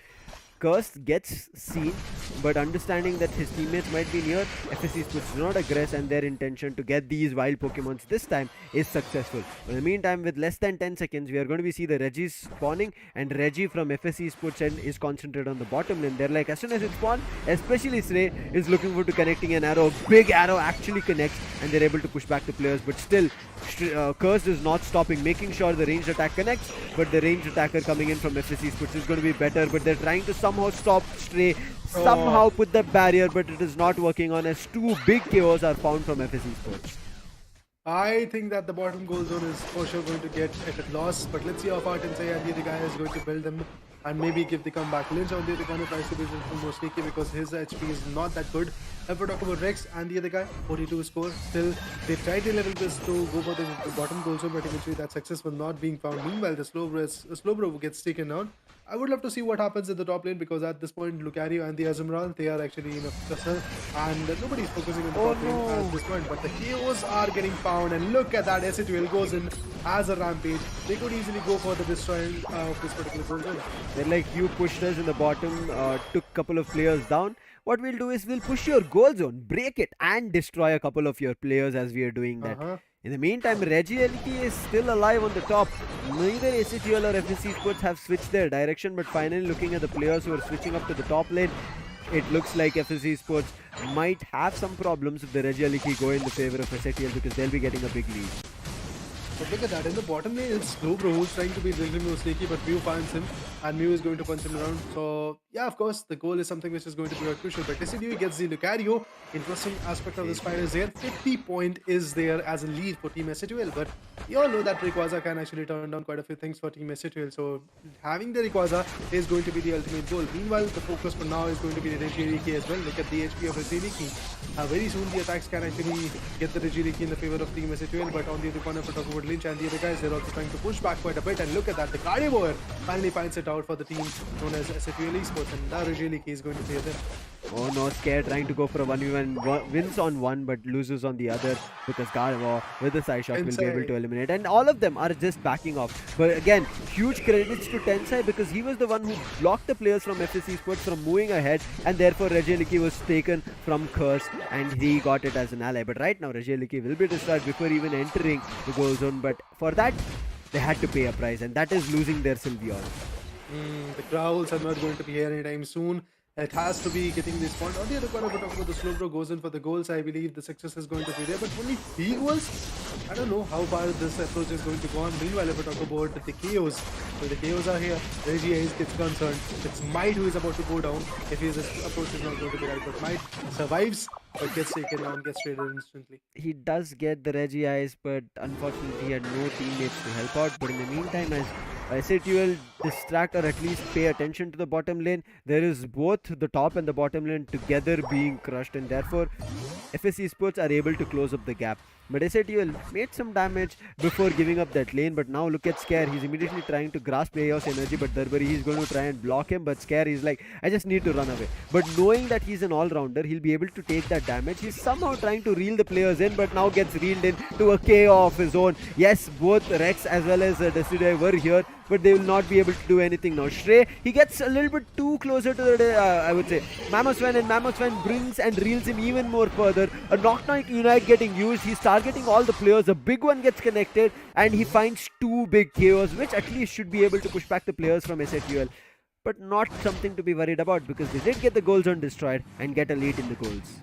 I mean, the task is already done, and now if we talk about the chaos, well, definitely that is going to help a little bit more as a morale booster, but eventually when it comes to the goal dunking down, Pardesi once again gets connected. Look at that, he's constantly trying, he's constantly tapping for those goals to be done, but eventually the pressure is too high. Might can be taken down, and yeah, Might is not looking that great at this point, and eventually look at that, the top goal zone already at a loss. With this, SATL comes up with an equalization. On the other corner, if we're talking about SATL, well, he was able to capitalize on the Regieleki. Now, the top lane goal zone is going to get concerned. Gardevoir is there to defend. And if we talk about the bottom lane, let's see how far this bottom lane approach is going to go on. But look at that. SATL is trying to lurk in the top lane, or should I say in the arena of FSC Sports. I don't know. What is the approach? Look at Mamoswan. I think sneakily wants to go for goal. But as he's seeing the lurkers, he's finally decided to come back. But with 20 seconds to go, Mamoswan needs to find a way to survive. Not 2, it is 4 players who jump on him and immediately eliminate him. But in the meantime, less than 15 seconds to go, there is the Reggie at the bottom which is spawned, but SATL this time do not take that decision. Their only decision is making sure that the Mamoswan is back and everybody has Unite. And the same intention is for Shrey. Shrey is the only player coming in from FSC Sports who does not have the Unite, gets leveled up to level 14, but in the meantime, Ghoul is actually at level 10. So a big and an easy target here, which Desidai can take on, is going to be none other than Ghoul, and they need to find it. And especially looking at majority of the players from FSC Sports, they are better in terms of levels compared to SATL. At this moment, if we talk about SATUL Esports, they've got their Unite move. Let's see how far they're going to go on. I mean, farming those Unite moves are going to be very important. It's going to be the prudent task for this team, particularly. But the Growls comes in from the Sylveon. Slowbro on the other corner tries to go for the attack on the Darbari, but the damage is already done. Look at that if we talk about the Slowbro. Well, he's very close to the approach of Rayquaza. Rayquaza could be countered, but look at those Unite moves getting taken down. Decidui gets the approach, and now it's Team FSC Sports having the benefit of the doubt, and they are going to go for the goals. And yes, of course, the goals are going to be there soon enough. S12 will lose this round, I believe so. Yeah, but in the meantime, Desidia, look at what he does. Understanding that after he getting a 50, opponents will be looking for immediately jumping into the goal zone, scoring that similar strategy that we saw from FS Esports in the previous one. Let's just leave it up to luck and fate, whatever happens. Let's just do our best in terms of getting the goals in. Gets immediately denied on the top and the bottom lane as well. And SATUL, even after having the lead until now, will be unable to do anything. But they're still trying to push up because there's still 40 seconds on the clock. But sneakily, Decidia has crossed around them. So another 30, 40 or maybe 60 goals can be put in the top goal zone of SATUL themselves, while they thought that their bottom top lane push will work out even better. Indeed. That approach is going to be quite important to see. And there we go. The goals are done. Plus 76. That's a huge score to counter. I mean, SATUL was trying to figure out that how they're going to counter the 300 plus marker. But now it's 400 plus marker. It's definitely going to be a risky battle for them. And for sure, we are going to move into the 5th round. Oh my because god. look at that. Lynch. FSC Sports back to back getting the KOs. That Sylveon walked at the peak. Oh yes. And you could see SATUL were keeping themselves away from that Sylveon for as long as possible. But in this last one, it was a do or die. They're like, we'll just push, leave it up to how our fights work out. Sylveon kept that distance, understanding the range, and made sure that she does not become immediately squished. And FSC Sports, they're able to take this victory and pushes to the best of the last round of whoever is able to take it all. Amazing instance coming up. FSC Sports, SATUL, they're coming to the same page. One beautiful round is left at this point. Is it going to be SATUL Esports or is it going to be FSC Sports? But before that, let's talk about the victorious team. It's going to be FSC Sports. Trey, absolutely a beautiful job done and dusted. Every time when he picks the Decidui, the team gets favored quite a bit. Look at that. This guy was able to steal the Rayquaza in his favor, if I'm not wrong, in this round. And apart from that, in the first round also, FSC Sports was in the second round, if I'm not wrong, when FSC Sports was able to give the counter, Decidui was the Pokemon that Shrey used and showcased his talent. Man, oh man, what a play coming in from FSC Sports. Knowing that SATUL can run away with a victory, they're like, we'll try to push them to all the limits possible. And just like how we ended up seeing players from SATUL in the previous round, where we saw Cursed sneakily pushing up, getting 324 goals, this time it's like, Shrey, I'll do it both in terms of knockouts as well as goals, and did the same thing. Sneakily went up top lane from there and got a goals in, and again twice is what he did. That immediately first the home goal zone, then the top goal zone, and then he tried with his entire force after getting multiple KOs on the players of SATUL. But I have no worries for him. In the graph as well, you can see the immediate turnaround coming through. Talking about the battle data, as I mentioned, right, SATUL will look forward to aggression. They tried, but it was the healing which Rex delivered back to back. That worked out really well coming in. Precisely. Meanwhile, Shrey is going to become the player of the game. 176 goals from his corner, 7 KOs, and 5 assists was there. 54,151 is going to be the damage if I talk about the MVP merit ranking. MVP merits to be precise, that's 79. Good enough for Shrey. Let's see how far this approach is going to go on because one more round to go and then we'll witness the chaos between two legendary teams, Marcos versus God's Reign. But before that, to wrap up this round, we have to look into the 5th round as well.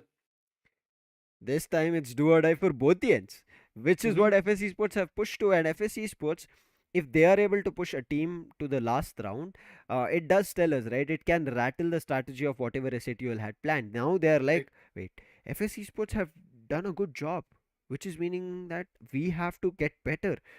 And this last round can be nerve wracking because until the 8 minutes, we have seen both the teams going and fighting with all they've gotten. At least until the 4 minutes, teams are toe to toe raider. But after the 2 minutes, after the 4 minutes, we end up seeing a little bit on overextension either from FS or SATUL. This previously it was SATUL with an extension on round 3. And yes, SATL did get punished for it, but they did not lose control.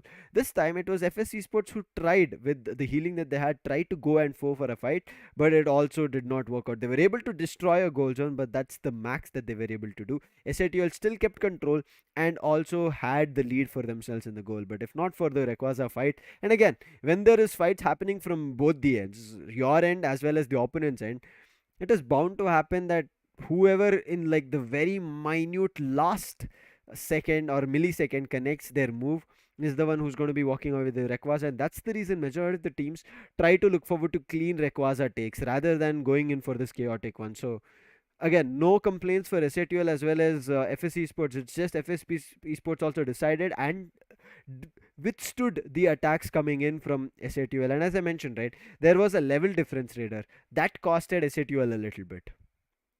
Well, definitely, I believe that level difference was something quite crucial to watch out. But in the next round, I believe that is what Azure is going to work on. Choosing the Hmm. right Pokemon is also going to be quite crucial for them. Apart from that, their approach in the third round was good enough. In the fourth round, it was actually a little bit more shaky for them. Moving apart, I guess the next round could be the one which is going to conclude the deal for SATL Esports. Hmm. Right now, I can't say that SATL is quite good in their kind of, let's say, gameplay, because FS Esports, even if they don't have the Rayquaza, they are building scores like 456. So that's something we have to watch out for. And I guess FSC Sports can be quite prudent in terms of their task and in terms of their skills that they're showcasing. So definitely SATL has to watch out for them. We should not mistake for them as a team which doesn't have the experience or doesn't have the kind of, let's say, right strategy, because they are proving quite amazing. Look at that. They have pushed the battle till the Yes. fifth round. We are coming up to an end, and this round is actually going to conclude the deal. So let's see how far this situation goes on. As we jump right into the draft pick, very crucial draft pick for both the teams here, Raider. I'm Mhm. not too sure if it is going to be FSC Sports who will get the right read, or if it's going to be FSC Sports making sure that SATL do not bring a Pokemon which might be vulnerable for their, I would say, Pokemons of choice which they'll be coming in the draft pick. So, in 10 seconds, we'll get the idea. What are your choices, Raider?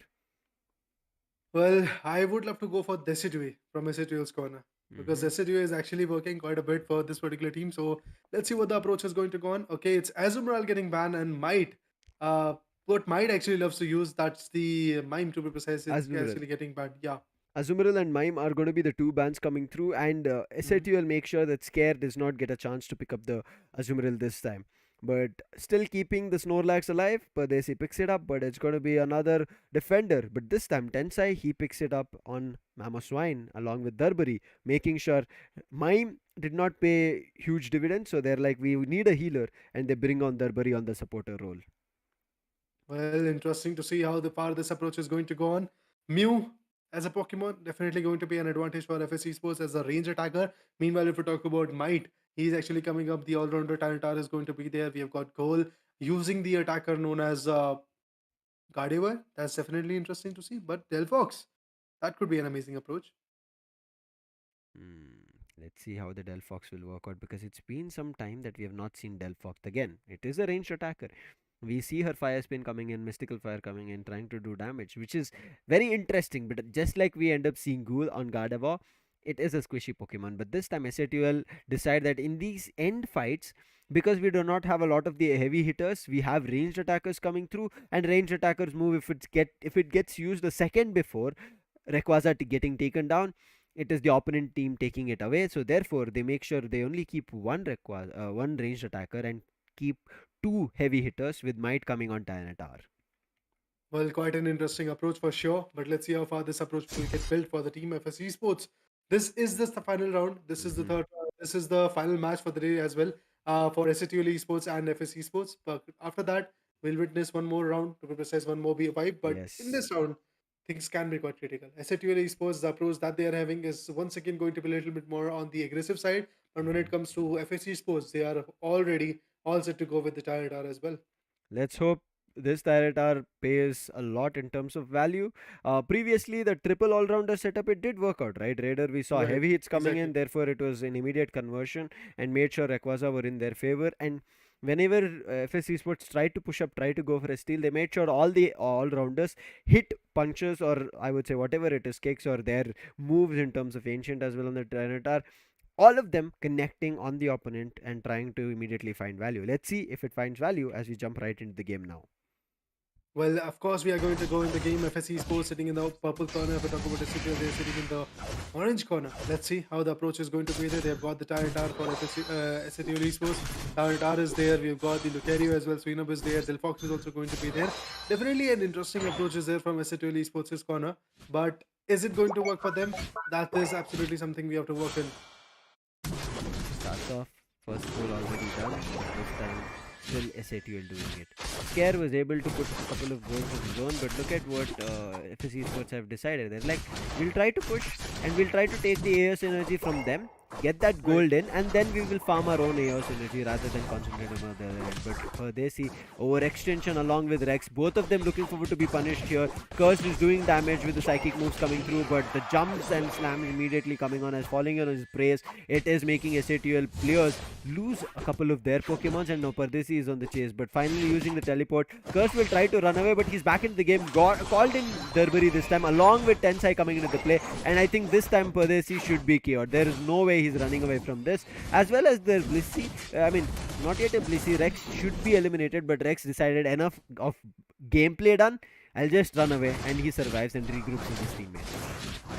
That's good enough for him. Surviving is actually going to be quite important. Stray? Delphox Stray. So quickly on this and interesting. Delphox evolved. Yeah, indeed. 6 is the level that he's actually looking up to. So yeah, farming was important, getting the AS energy is important, and I believe he is going to pull through his gameplay very soon.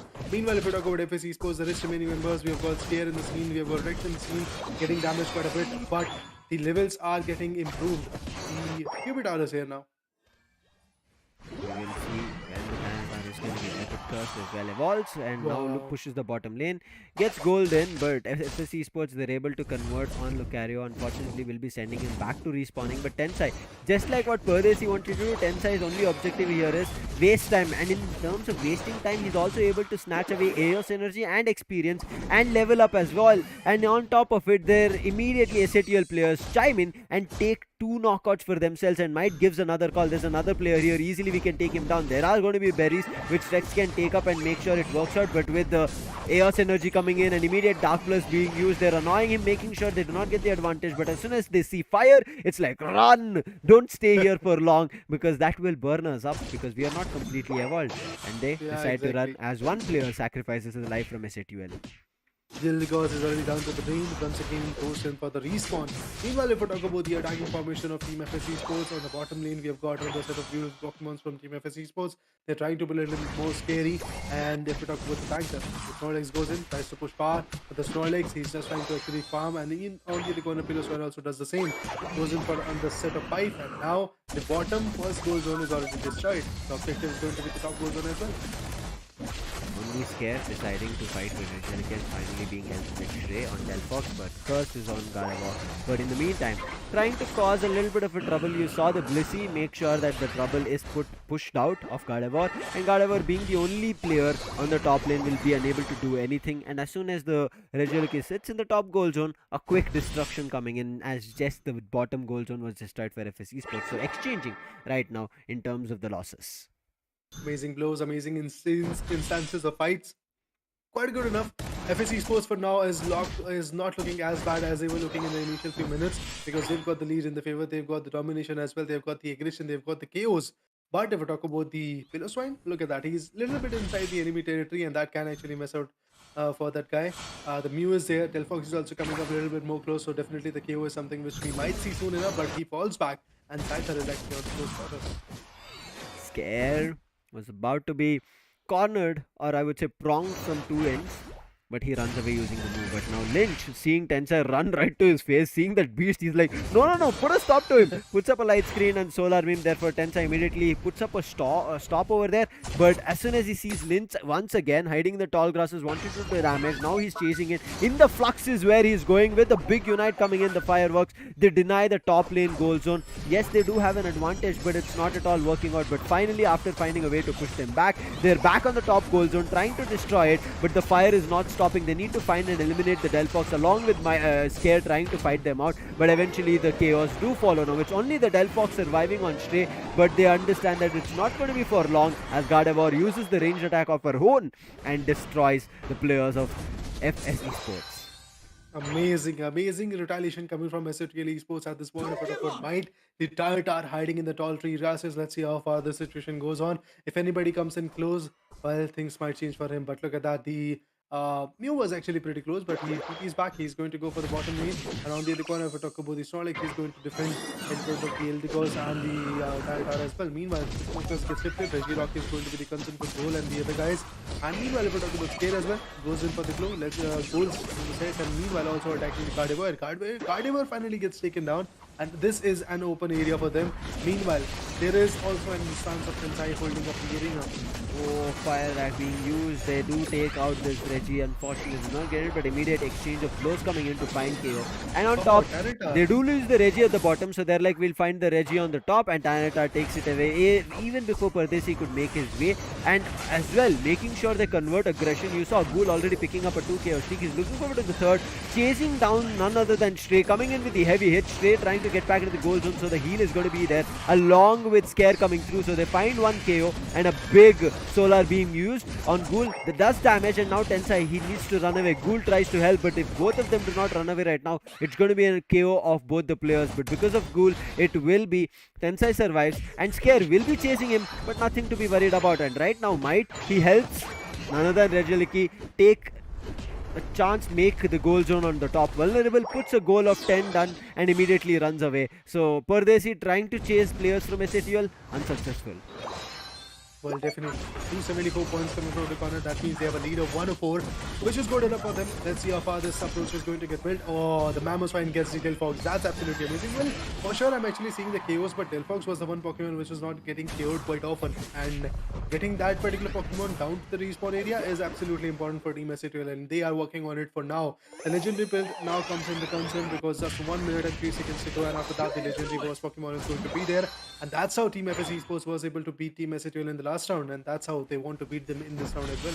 The overall level advantage, as you said, SSE Sports, who had the advantage previously, who got the Rayquaza this time, SATL understanding that that advantage should not be given, they are the ones leveling up better. You can see 2 players are already level 13, whereas players from FSE Sports, only 2 are at level 12, others are at level 10 and 11. So in terms of the fight, if the players from level 13 move in and connect their moves on players of level 10, easy chaos to follow up, and as well as getting boss Pokemon. And that's the reason they're immediately taking Reggie Steel, because in another 10 seconds we are going to be seeing the Rayquaza fight happening in the legendary pit, but before that Regieleki has spawned, but they do not have enough time, and therefore they'll all be waiting here near the legendary pit. If they are able to even find a KO, it is going to be helpful. Whether it is going to be FS or SATL, need to be wait and watched. And 1 second, voila, Rayquaza is here.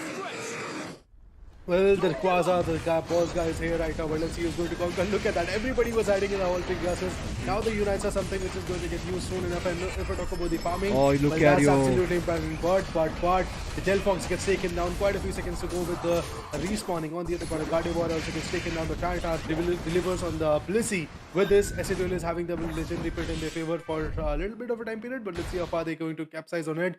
Goal and the other guys, they have to pretty much concern their focus and change their focus, shift their focus to precise on the Rayquaza. If that happens, it can be quite rewarding for the team. But meanwhile, the guys from Team FS Esports, they are going to just reform here and get the attack started.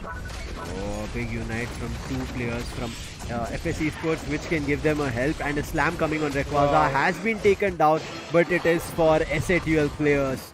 They will be running away with it. Unfortunate, and FS Esports could not do anything. Yes, players from FS Esports are trying to chase the players from SATL to make sure they do not get the Rayquaza advantage, but looking at how the deception and also exchange of blows has happened, FS Esports understand that we not face any players from SATL, so let's just get into the goal zone, try to get goals done. Pardesi, he went for the goal, but he saw goal get back into the base, and he could not get that 80 goal done, and therefore SATL leading the charge. And Gardevoir is still trying to push, as there is a fight with Blissey happening on the top lane. He decides, okay, the center should be open, pushes, takes that under control. Unite again coming in from the Delphox, but it does not work out because it is the goal zone of none other than the players of SATL. They'll be the ones receiving heals, and they'll be the ones who will be able to do damage. Delphox stays barely surviving, but will be chased with the Ancient, but Might decides that players might strike from both the corners, so leaving the center unguarded is not a good decision. So he gets back, and now with the center completely in guard, there is no way that anybody from FS will be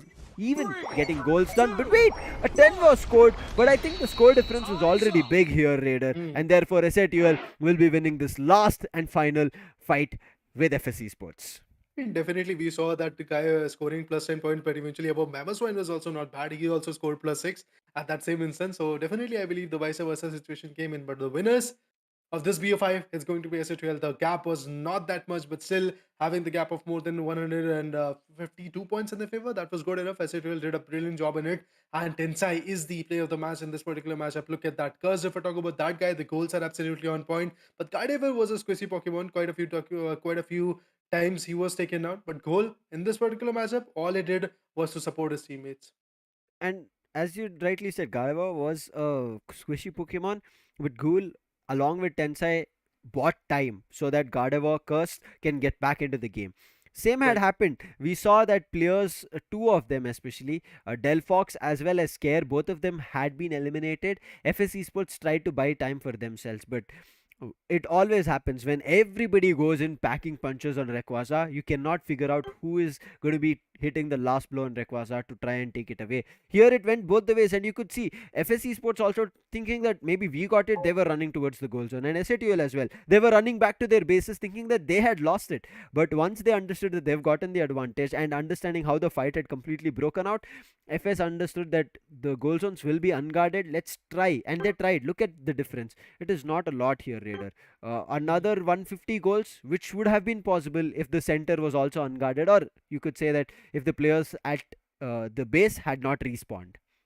Precisely, I mean, having that 150 goal is not going to be a task which is not doable. It is Yeah. not an impossible task to be precise. So, definitely, I guess the teams could have been approaching for that. But FSC Sports, they tried their level best, but the struggle that they faced was for real because STL was able to push them quite a bit. Beat Tensai or the other guys.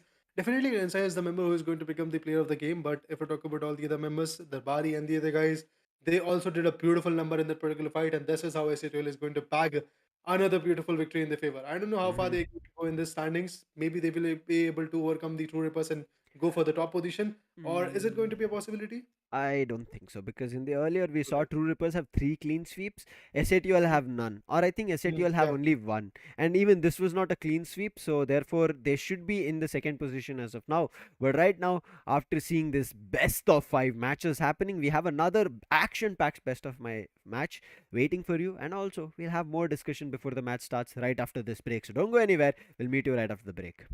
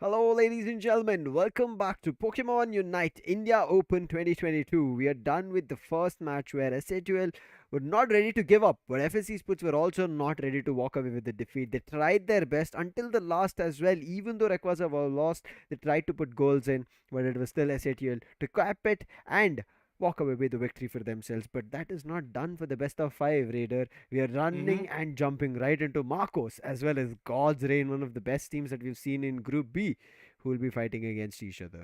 Well, it is going to be quite interesting because yesterday Marco's Gaming went on bonkers in front of Hyderabad Hydras, and quite a few amazing instances were there as per the aggression. So I am rooting for Marcos as well, but let's see how far Godstrain is going to take this match because Oh no. Godstrain, they are known for their clean sweeps. But if I talk about Revenant Esports, another set of amazing team which is having quite a few clean sweeps in their favor. So let's see how far this situation goes on, and will Godstrain be able to snatch the first position in their favor in the Group B standings? Is Yeah. the main thing we want to actually see.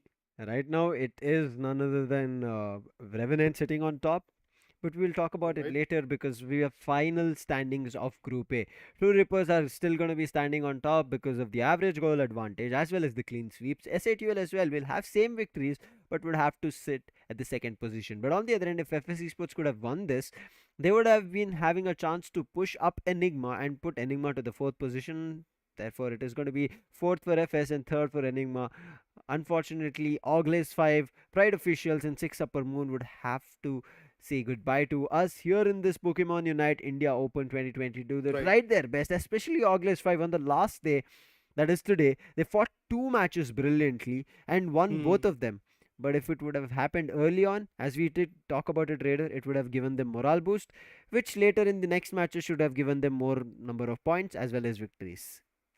Well, the comeback is there, but eventually at the late period and at the right time period, if the comeback would have been there, Oculus 5 and teams like that would have been jumping quite a bit. But if I talk about Gaming Esports, they barely escaped on the fourth position, and they are once again having the kind of, let's say, grasp. Because if I'm not wrong, yesterday we had two great matches coming from Hyderabad Hydras, and in those two matches, if Hyderabad Hydras would have been able to capsize on those two matches, and if they would have been able to win that particular matches, I believe Gaming Esports would have been getting disqualified and Hyderabad Hydras would be moving on in the journey. But the Mm-hmm. things are pretty much clear for now. Revenant Esports on top.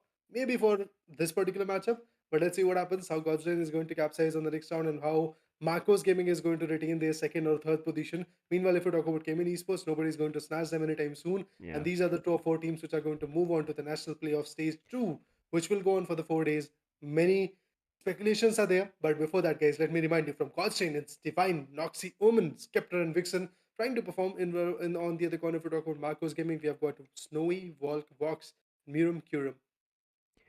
Everybody is ready and set from both the ends. But right now, let's talk about the head to head. It's going to be Miriam with Vixen. And when we talk about the overall, I would say, advantage of any of these players having, it looks like Miriam has better in terms of the damage that he's done along with the knockouts, but goals faring better here for Vixen. Again, the round difference is only one, so it is not going to be a huge difference in stats. That's the reason. If it looks like one thing is better for one player, the other thing is looking better for the other player here, comparing Vixen as well as Miriam. But one thing that you can talk about is, as they are very crucial players, and matching the head to head is one thing, is going to be assist here, Raider. Both of them having one not one.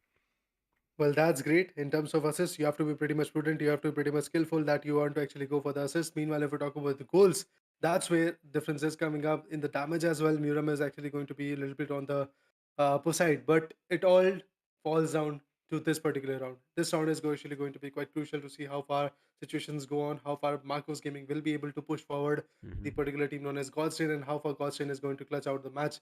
Godstrain, I think that they got the aggression in their favor, but let's see how far it gets developed because Marcos Gaming, it's not an easy team to beat. It is not, but as far as now, I know I might be saying this new, like, completely confident, is because Gothrin have showed us what they can do. Right. They have been dominating throughout the tournament, so taking them down is going to be a tough one. But Marcos are able to take them down. You know what's going to happen, Raider?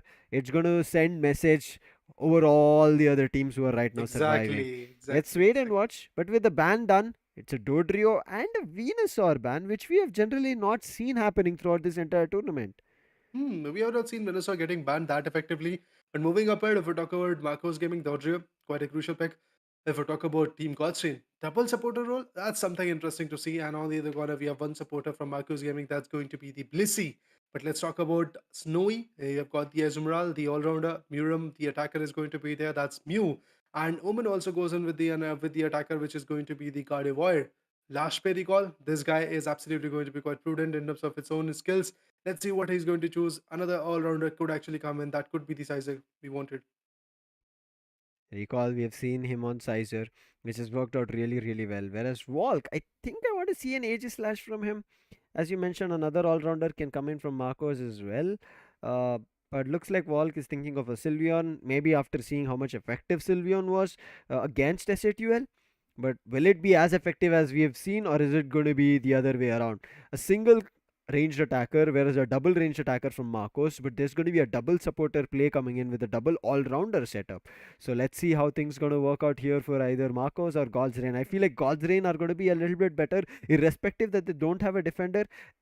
They have punching hits a lot, which does a lot in terms of damage. Oh man, quite an interesting aspect of this fight has to happen.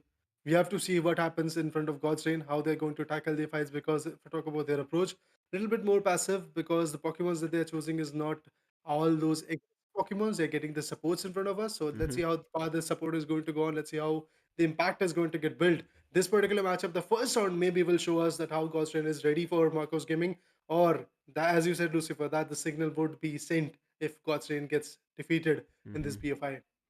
Let's see how it is going to be in terms of whether Marcos are able to do something to God's Rain. Because looking at Snorlax coming through, I have some hopes. Because in the entire tournament, we have seen how well Snorlax has been played in terms of helping Right. you get knockouts.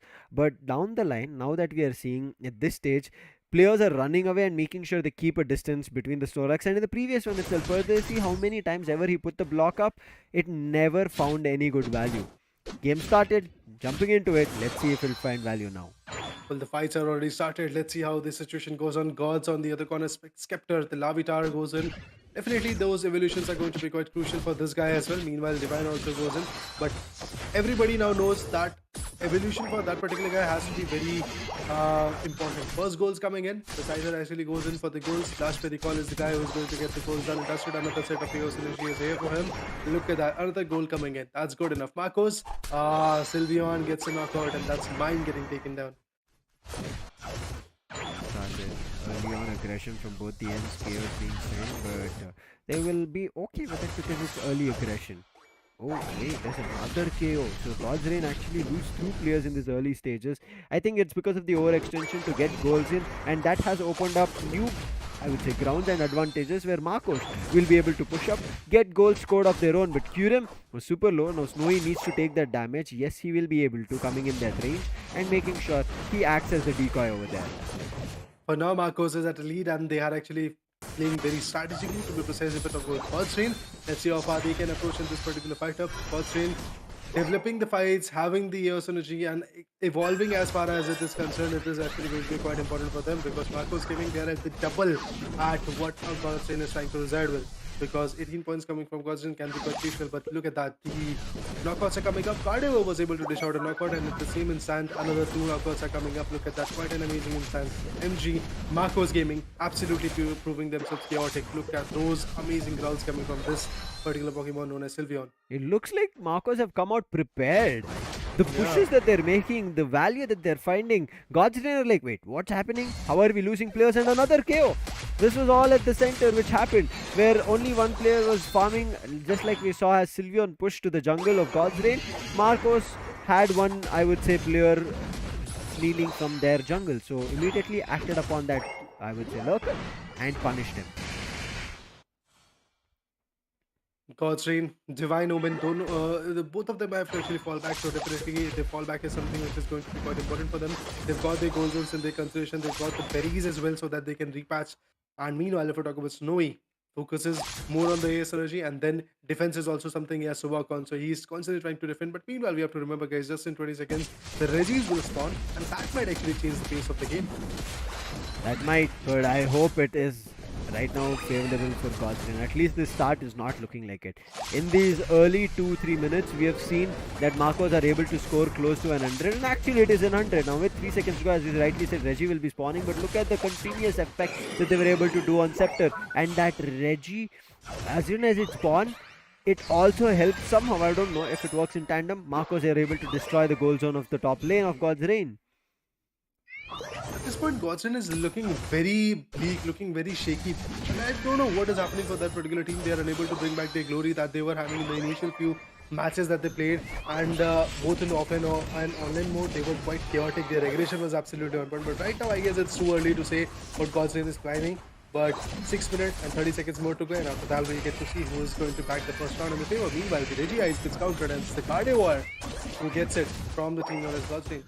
Urem tried with the Solar Beam to steal, it did not work, and now they're targeting Omen, making sure he does not survive. But Snowy, he has to pay a hefty price. Divine is also here. They're still trying to go for the hit. If there's another side shot coming through, I don't think Snowy will be able to survive. But Snowy is still somehow making it all work as he's healing himself in the meantime while taking on damage, but not for too long. The barrier is going to be there, but again he survives along with his teammates being there. Kyurem helping out in such a brilliant fashion. It's going back and forth. Nobody is still KO'd here from Marcos's end as well. Even though they lost the Reggie at the bottom, they're like still head on aggression. We'll keep it going and we'll see how further we can prolong this, either the KO from your end or our end.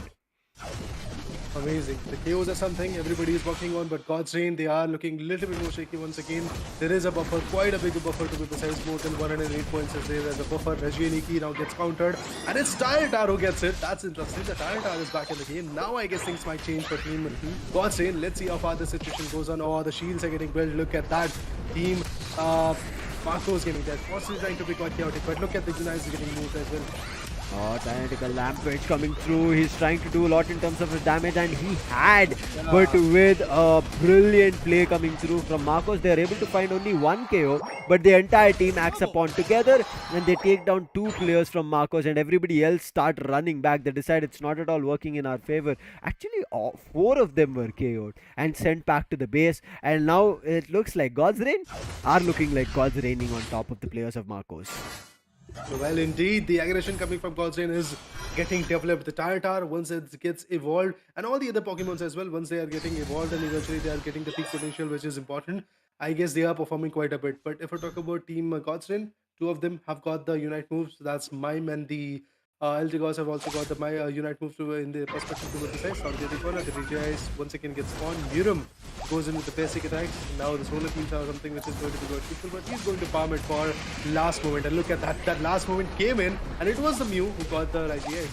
This time making sure that it is none other than Marcos getting the Regice. They do make sure it is in their favor. The Unite was used on two of the players, but it does not find a lot in terms of value. They are only able to eliminate one player from God's Reign. That is mine. Everybody else is getting pushed back, but not giving away their life.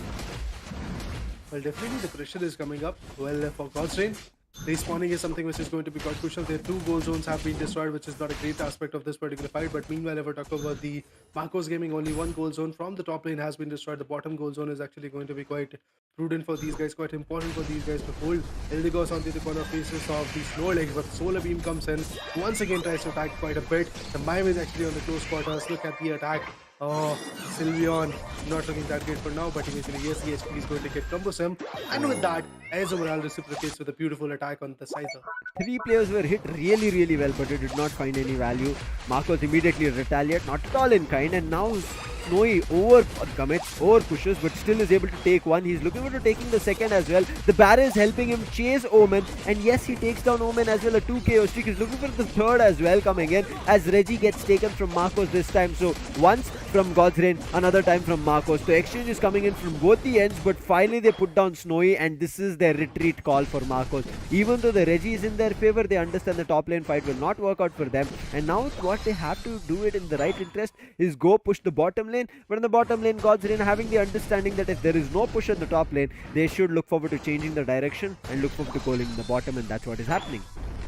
Indeed, the impact is something we have to work on. Meanwhile, God's Reign, Skepta goes in for the farming. Let's see how far he can go. The 20 AS energy is there, goes in for the 25. But meanwhile, the goals are something which is going to be quite vulnerable. Gardevoir is there to guard it. Meanwhile, 20 more seconds to go. And after that, the Rayquaza is going to be there. And that's going to be the focus for Team God's Reign for now. And I've never seen God's Reign having this kind of performance except when they faced off Revenant Esports. Yes. Well, Revenant Esports was there. Same kind of due diligence was coming from Team Goldstein. They were getting shattered quite a bit. And eventually, it was the last round who decided the game. But now, Mew gets the Regice. And with that advantage, once again, they are going to create the Rapid. But look at that. Tyranitar and the other Pokemon, the supporter, they're trying their level best to just defend this position. Although it's not going to be an easy task. The Gardevoir gets taken down. Amazing instances of aspect. Murum runs away with the Unite. If they found Murum, it would have been a big one. But they're finding the other one, none other than Azumarill. They should have chased the Azumarill, but then they see it's going to be a Snorlax as well as a Blissey being here, and it's not going to be an easy chase on the Azumarill. Unite's finally coming in from all the ends, but it's going to be better from Walk as he jumps and slams, and they find 2 KOs. One only, that is especially a big Pokemon, that is Tyranitar. And now players are trying to split up from God's Reign. They're trying to retreat, but they lose none other than their healer. Eldego's going down, opens up a lot more in terms of advantage, and Marcos immediately capitalizing, taking down the Sizer as well. And now there is just 2 Pokemons alive who are playing on the top edge of the legendary pit, just trying to buy time. And also, in case the Rayquaza gets loses a lot more in terms of its health, immediately try to snatch away with their own Unite moves, or maybe even their moves in general coming through. Look at that. Oh, look at that. Gardevoir waiting, but Snorlax gets the Pokemon in his favor, and with this, the advantage goes in with the Marcos Gaming, and Marcos is for sure going to back this out. Man, oh man, Vox comes in with a slam, making sure the singularity does not work out for Gardevoir, and Gardevoir right now goes down to Sylveon in a 2 KO streak, a big and such a commanding victory for Marcos, just like how we have seen God's Reign. And this is why we said it is not always that you can rely on the gods. There is always a chance, and there is always for new gods to come alive, and today it is Marcos. Amazing fights, amazing distribution of this kind of carnage. Look at that, Godstrain, they're just struggling at this point. I don't think so they're going to keep up the match in their favor. This round is for sure going to be out of their hands. But next one, will it be possible for Marcos Gaming to just get it back in their favor? This is going to be Godstrain, we have to look into it. But for now, it's Godstrain at a loss, and the victorious ones are the Marcos.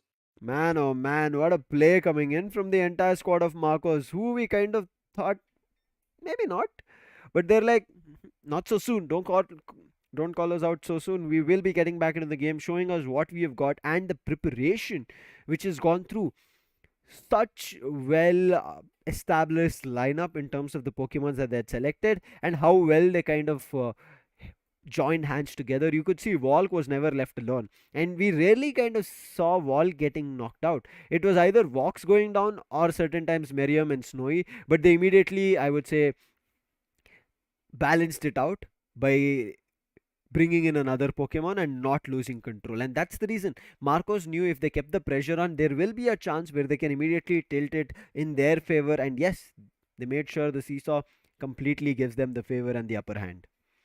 From start till the end. The finisher of this fight was in the favor of Marcos Gaming. Although the buffer is something which is absolutely looking favorable, it's basically looking like Godstrain. What they used to score is what is getting scored in front of them by Marcos Gaming. Mm-hmm. Amazing strategy that Marcos Gaming was able to pull through from the start till the end. They were the one dominating. They were the one who were deciding that how the fights are going to go on. So that's absolutely on point from their corner. But if we talk about Team Godstrain, they were very close when the 6.6 minute marker hit. I guess they were actually a little bit more closer to actually approaching for the match in their favor, but things were not that favorable. When it comes to the damage, look at that Snowy 102. Although the record is also going to be of 100, 1 lakh 22,000 if I'm not wrong. Yeah, 21, That is another 22. set of that is another set of record. But now Marcos Gaming is like basically trying to clutch it out. But look at Miriam as well as Volk. Both of them also have the high of above 50,000 damage, 82, 88, and 72,000 respectively. And on top of it, Curem on this Blissey 116,000 on recovery helped their teammates so much to survive. And you saw it was, I think, Godsrin who started off with their unites coming up first on Scepter on the Tyranitar. Then I think it was Divine, but it did not at all work out. Somehow, yes, their Gardevoir did save the unite, but it was also used when Rayquaza was super low. Did do a lot in terms of damage, but their Snorlax did hit a heavy one to make sure Rayquaza works in their favor. And Snowy, he was the one who all the players of God's Reign had their eyes on because he was hitting a lot. His Aqua Tail was damaging so much that players were just getting pushed back or either giving up their life. So Snowy is a player to be watched out from Marcos Gaming. Amazing performance. This is what we call the Carnage. 1,02,454 is the damage that he was able to dish out. 85 minute points for him. 10 assists, 8 knockouts, 166 goals. Definitely an amazing aspect of Marcos Gaming has been shown. But now it's all about how the reciprocation is going to be done by Godstein, or is it going to be a state of dominance? Well, we were expecting a 3-0, but we were not expecting it coming from Yeah, Marcos Gaming's corner. But now, the way Marcos is performing, I believe it could be possible.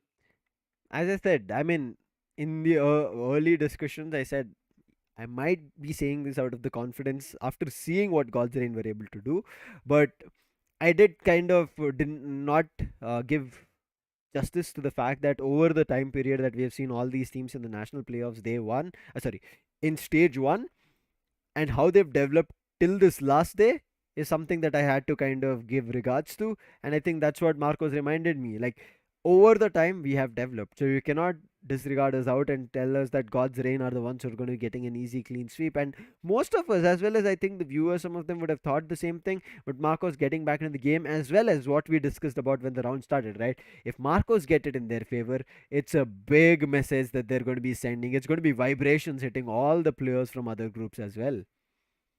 Definitely. Marcos, the way they are actually trying to retaliate and eventually pull their points, Reverend has to fear for them. Every single team which is going to face off them in the national playoff stage number two, they have to be pretty much vigilant about the aspect of Marcos. I mean, right now we have got we had two teams which we had to be worried about. That was Revenant and Godstrain. Now the third one is reigning on top. It's Marcos.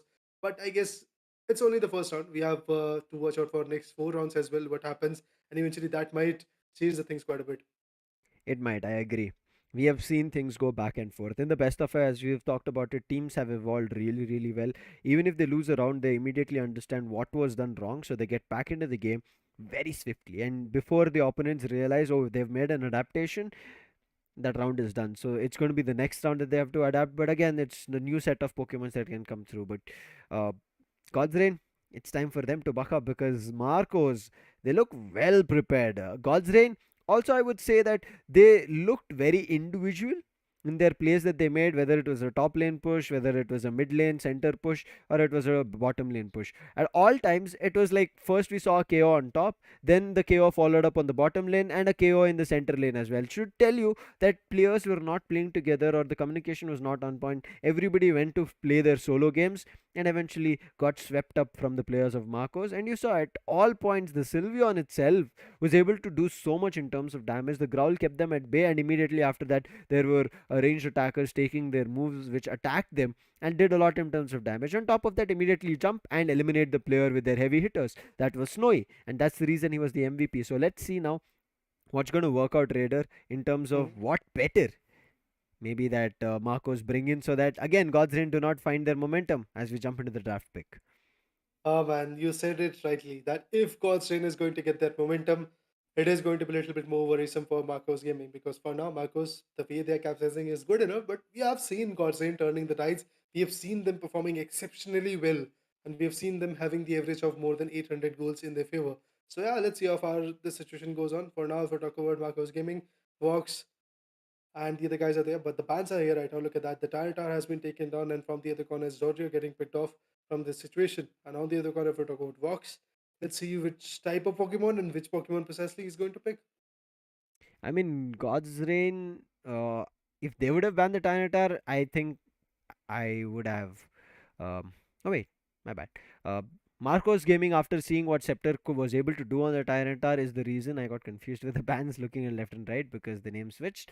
My bad, apologies. But in the meantime, you can see Tyranitar coming in as a ban from Marcos does tell us that they do not want Scepter getting back on that. And maybe the first round did not work out, but if the second round is strategized well, it can work out. But we'll jump into the picks. God's Reign making sure no sneaky speedsters, especially Dodrio. Let's see if there is one, but Scepter comes out with this time a Venusaur. To counter that, there's going to be two ranged attackers that Marcos bring of their own. One is on Walk, which is Gardevoir, and Miriam picking up a Delphox. Well, interesting picks are there for sure. Let's see how far these picks are going to help this particular team. Eventually, if we talk about the targeting, if we talk about the fights, that's something Godson has to work on. Decidueye comes in. Important aspect of this particular fight is going to be there. Double attacker approach is already there. That means in this one, Team Constant wants to be a little bit more aggressive. They want to pave the path to their redemption for themselves. Let's see how far it's going to be there. Miram on the other corner, Kuram on the other corner to be precise. Once again is going to choose the Blissey. And after seeing the recovery that this particular Pokemon did in the last one, I guess again this advantage could be preferable quite a bit for Team Marcos Gaming. Let's see if Blissey works out really, really well. It is super crucial in the first round. Can it make its way in the second round as well? But we also have a confirmation from our backend saying that there is going to be a rehost. Maybe there was a glitch or something that the players face. So we will maybe get back in the draft pick phase or rightly jump into the game itself. Because I feel like this composition is good enough. As we mentioned about the double range attackers coming in from one team, there is the double range attacker from God's Reign as well. They make sure that in terms of doing damage, we should also be able to do it, and they bring out both Mew, I'm sorry, with Decidueye as well as Venusaur coming through. So if that works out very well, I think it can find a lot in terms of value, especially with one move that we keep talking about, Raider, is the Petal Dance. Uh, Hmm. if Scepter is able to make use of Petal Dance better than the Ancient, which he had on Tyranitar, I think maybe Marcos will be here and given a run for their victory at least. Not the money now, but victory at least. Definitely have to see how far these approaches are going to be there, how their impact is going to be there.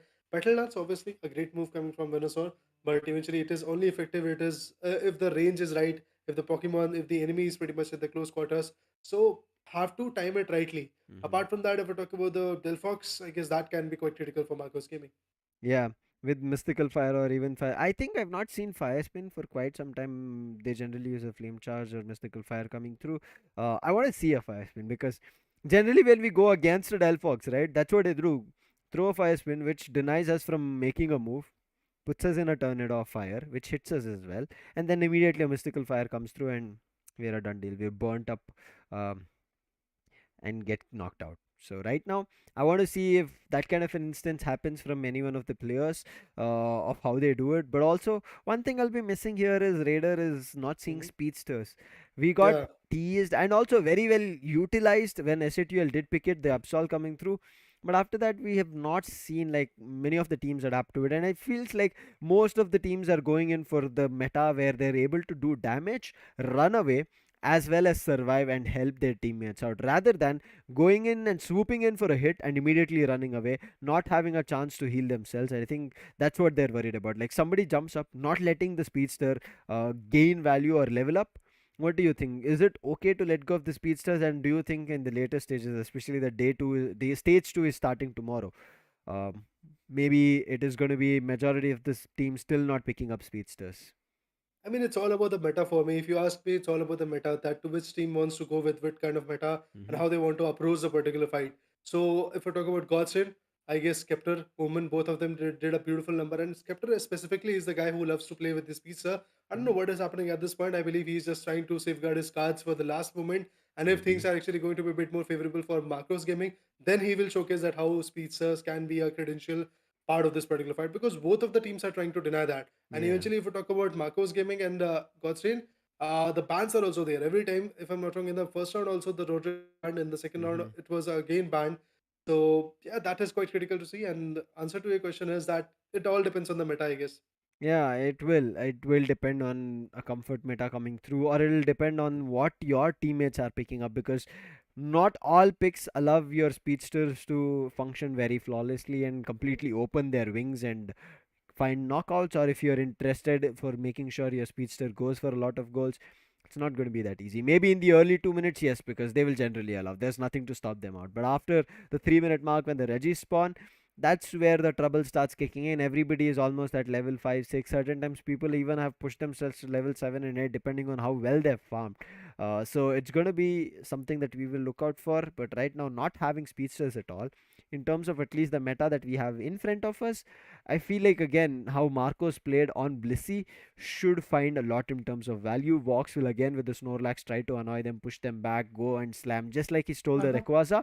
If all of them work really well for Marcos, I feel like it should be a 2-0 coming in, especially because when I look at it, Omen on the Decidueye, yes, we know can do damage, but one thing that will happen here, which is going to be difficult, is if they jump right on top of him, just as we saw the players from SATLA, right? When they understood FS Esports had a Decidueye, immediately one or the other player jumped closer to the Decidueye in close range, battled with it, even where the Unite was going on. They're like, disregard that. Our shots are going to be better. We're going to make sure that they pay a price. But right now, let's jump into the quick draft phase after the rehost as we see if the Pokemon choices are going to be the same or anything in some of the changes. But looks like quickly that everybody's selecting and locking into it.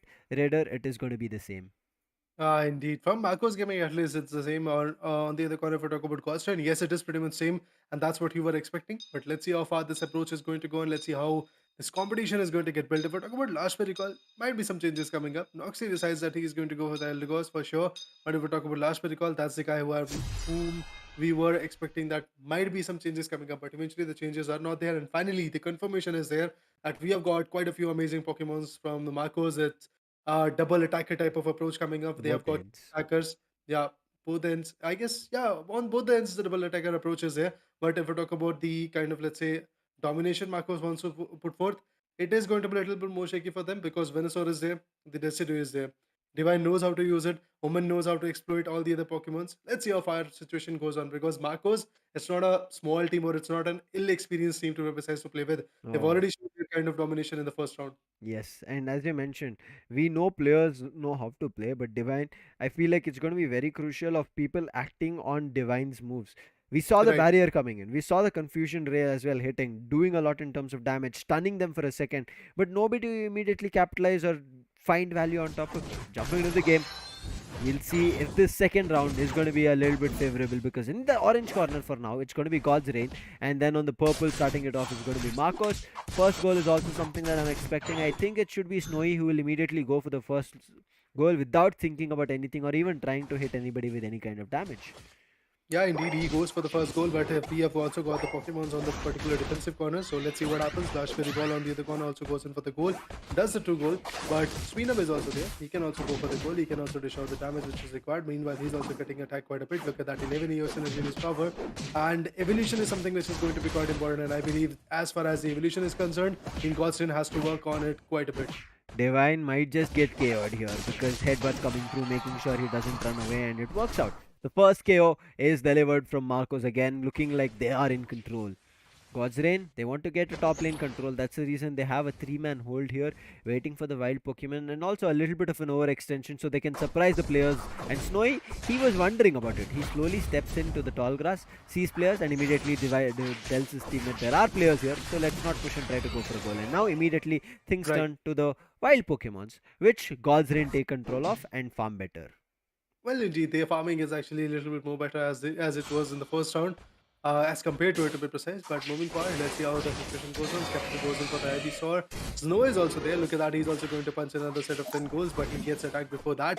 The KO is there from God's Rain. It's Lucario who gets the KO. And once again, gets another set of 2 Eos energy, and he's going to chunk down properly 25 points for the team.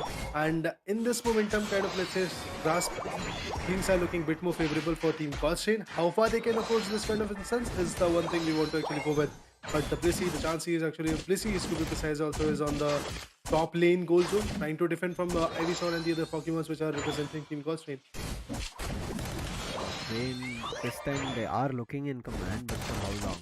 I'm looking forward to how the knockouts are going to be. Right now in the center, there is already a tussle happening. It is a 3v3 situation fight, which is getting converted and right now forced to the players of Marcos.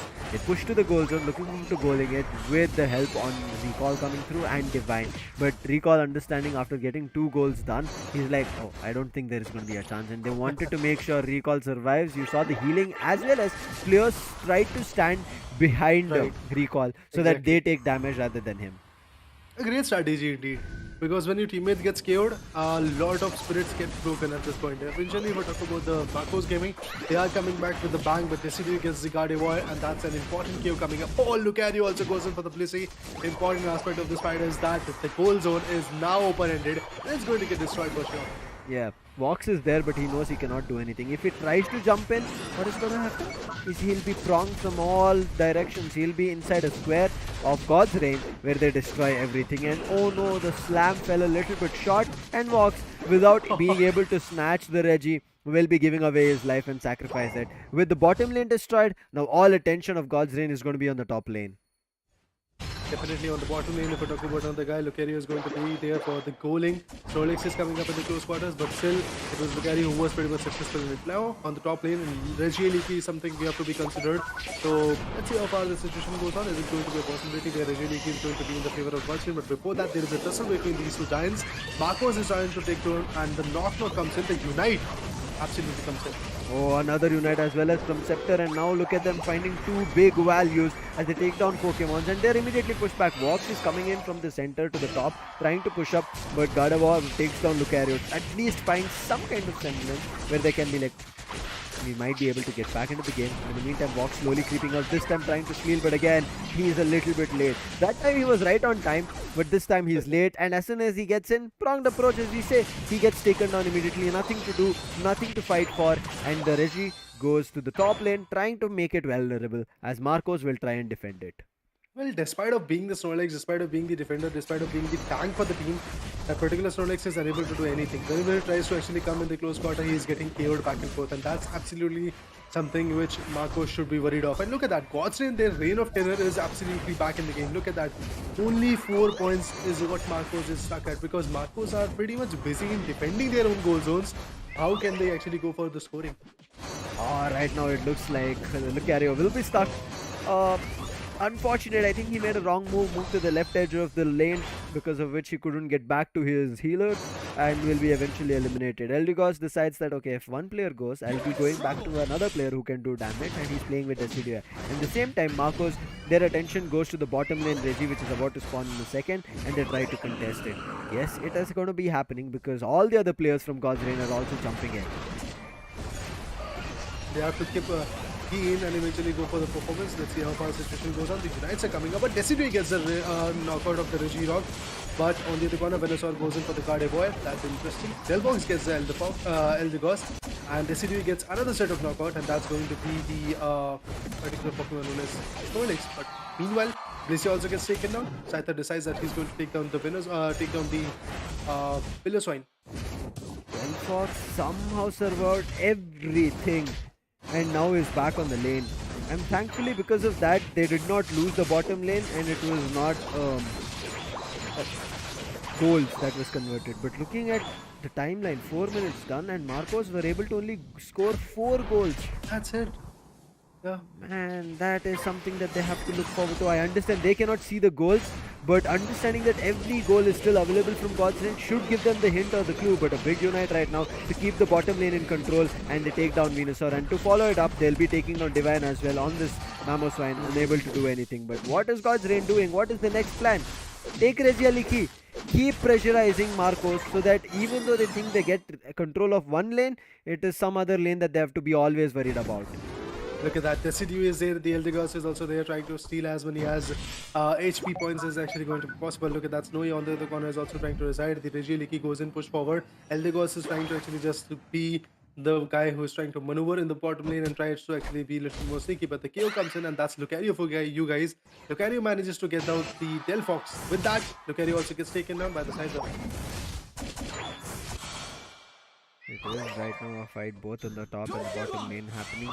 God's Reign might be in the deficit of a player, but with another 4 seconds they should be seeing that player coming in. No, he sneakily wanted to go for a goal.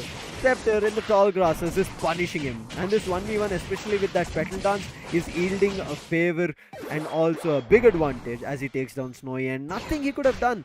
He could have decided to run away, but that petal dance would have followed him. The speed advantage, it was all on the God's Reigns player. But look at this. Volk again looking forward to doing damage, does use his psychic. But in the meantime, what Snowy wanted to do, the Venusaur doesn't get out of from there. He's completely going to fall back because the plus 50 is done, and on the other corner, Decidu gets the particular advantage of the Regice in the favor as well. Now they're going to fall back a little bit more. They're going to focus on the Rayquaza to be precise. Yes, the Rayquaza is going to be here in 10 soon, and in just 10 seconds, the Rayquaza is something Team Godstain has to work on, because even though they have actually built the lead of more than 250 points in their favor, the Rayquaza advantage can easily turn the games in favor of Marcos. God's Reign this time not even giving any chance for Marcos to push up, but oh, Scyther, I think finally Sizer is going to be finally finding a way to score the goals in way before anybody was able to push up. And yes, the first goal zone gets destroyed in this final stretch, but in the legendary pit, Marcos are still unable to find anything, nothing of value. But oh, Snowy trying to chase recall this time, and Scepter is like, oh, you have some sights on my friend, I'll try to go for another 1v1, eliminate you. You might have used your unite, but that does not confirm your life and survival. Eliminates him. Now it's an open-end game for Team Godstain. They can easily go for the rampage, and look at that. Rayquaza is something which is going to get countered soon enough, and Decidu gets it. Quite an amazing aspect of this fight, and that's it. Godstain for sure nailing the coffin.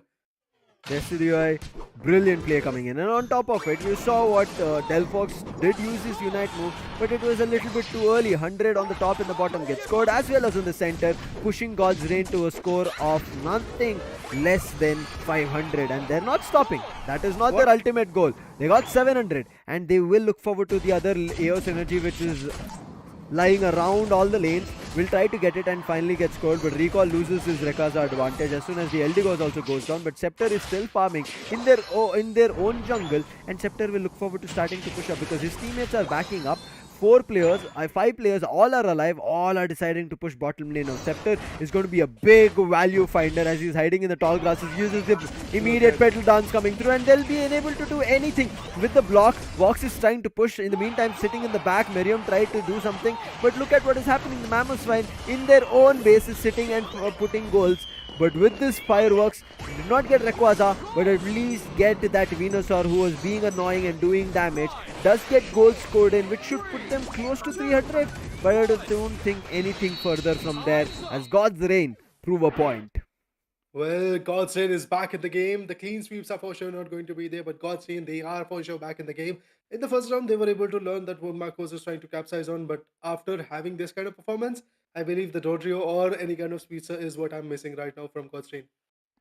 Look at the damage being done. Assists, Noxy with 11, Recall with 9 KOs and 6 assists, Divine with 14 assists, Scepter with 6 and 5 assists, Omen coming with 8 knockouts and 5 assists, and everybody has gone plus 100 in terms of goals, whereas Curium and Volk never got an opportunity to goal.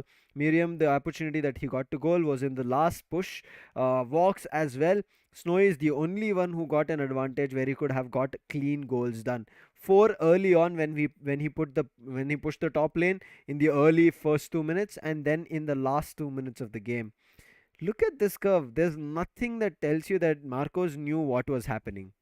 Exactly. Marcos was basically like a team which wanted to conquer quite a bit. In the initial, I believe, close to 8 minutes, look at that. Initial 8 minutes, they had only 4 points in their favor. And in the last chunk of points, they were able to score 210 points.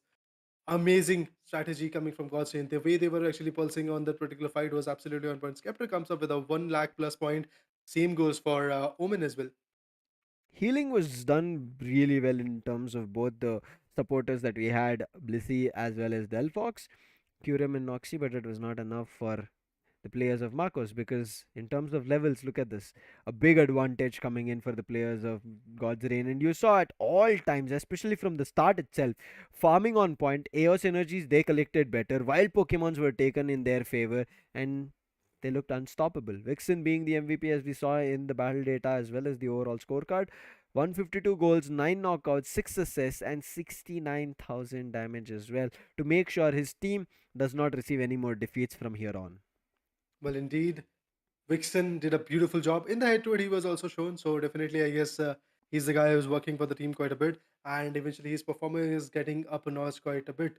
But the pick of double assaulter, double attacker to be precise, was absolutely on point coming from Gaussian, and eventually you can see that how beneficial it was. All rounders, if I talk about that perspective, Team Gaussian tried their level best to go on that particular perspective, but eventually attackers were the one which was able to help them quite a bit. Venusaur, every single time he was not even just messing around, he was also getting a lot of advantages.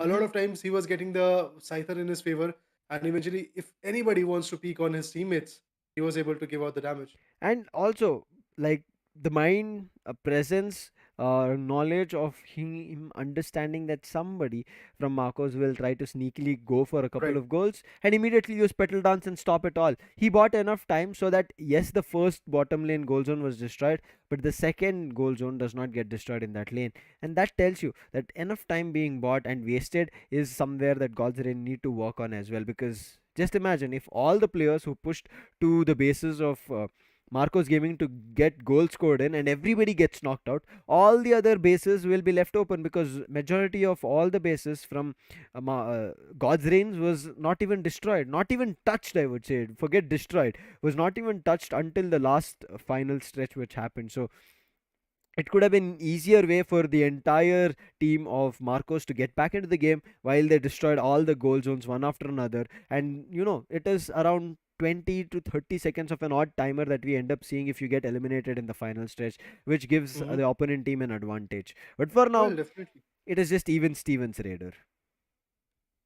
Well, now the situation for Goldstein is going to be that they have to back capsize, and eventually for Marcos, same goes for them. They have to win 2 rounds, and for Hmm. Goldstein, basically the same thing is going to happen. They have to win the next 2 rounds. So let's see how far their approach is going to go on. Is it going to be a possibility for them? I really doubt it. But at this point, Goldstein, the way they are coming back, the way they are putting the pressure in the initial 8 minutes. 8 minutes is not a small time period. Out of Yeah. 10 minutes, in 8 minutes the team is getting pressurized so much that they are not even able to score double digits. Hmm. That shows that how beautiful of a dominance Double Gosling forget can come 10 in. goals. Yeah, exactly.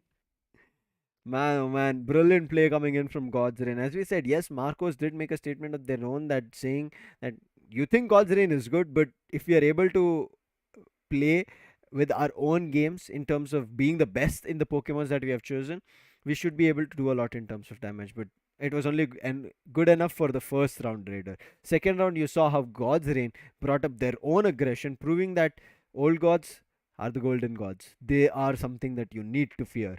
And now, as we jump into the third round, I'm still looking forward to, after God's Reign being activated, the switch being flipped on. They're not going to buck up. They're not going to back off. Well, definitely they won't be going to go on the backing off type of scenario because they are the team which is absolutely very close to get the hashtag win position in their favor. Meanwhile, the top pick phase is going to be here, and there we go. We have got the ban phase. It's God's Train sitting in the purple corner. It's Marcos Gaming sitting in the orange one. Meanwhile, 20 more seconds to go. Then we'll get to see which are the two Pokemon getting banned. I believe Venusaur is going to be the one choice for Marcos Gaming for sure. Hmm. With the bans and the choices that we are waiting for, as you mentioned, I think Venusaur should be something that Marcos should think of banning, because we saw what happened. It was none Yeah. other than that Venusaur annoying them at all times. But looks like Marcos are still worried about Tyranitar coming out. As we saw, Scepter could not use it in the first round, but afterwards it did make it seem like he can do a lot in terms of damage. And on God's end, after understanding what Marcos have planned with Sylveon, they do not want to give that chance. And Omen, oh, he sees a golden opportunity and picks up Dodrio. Well, and now getting the Dodrio in the game, I believe Oman is picking up for Skeptor. If Skeptor gets it in the final preparation, it can be quite credential for this particular team. But let's see how far their situation is going to go and how they're going to impact on this particular fight up. And I'm actually very excited about this aspect. And I'm for sure going to count this particular matchup maybe in the Constraints' favor because Marcos, we have to see their picks. But one thing is for sure that Speedster addition is going to be quite brutal. Yeah, and God's Reign brought it at the best time where Marcos would have not even expected it. And now, with the other Pokemons following it up, they have again the Venusaur, which they did not ban. So Scepter is like, I've done it once, I'll do it again. And Recall coming in on Lucario, which also worked very well in tandem. On the other end, Miriam is coming with trying to steal on Mew with those long range solar beams. But Snowy, we saw how much of value he was on Azumarill in the first round, and that's the Right. reason he comes out on again Azumarill to play it. But Volk, he picks up Cinderace, which we have seen very less of it. I think SATL were the team who picked up the combo of Lucario and Cinderace. It was not great, but let's see if Right. it's going to be great today.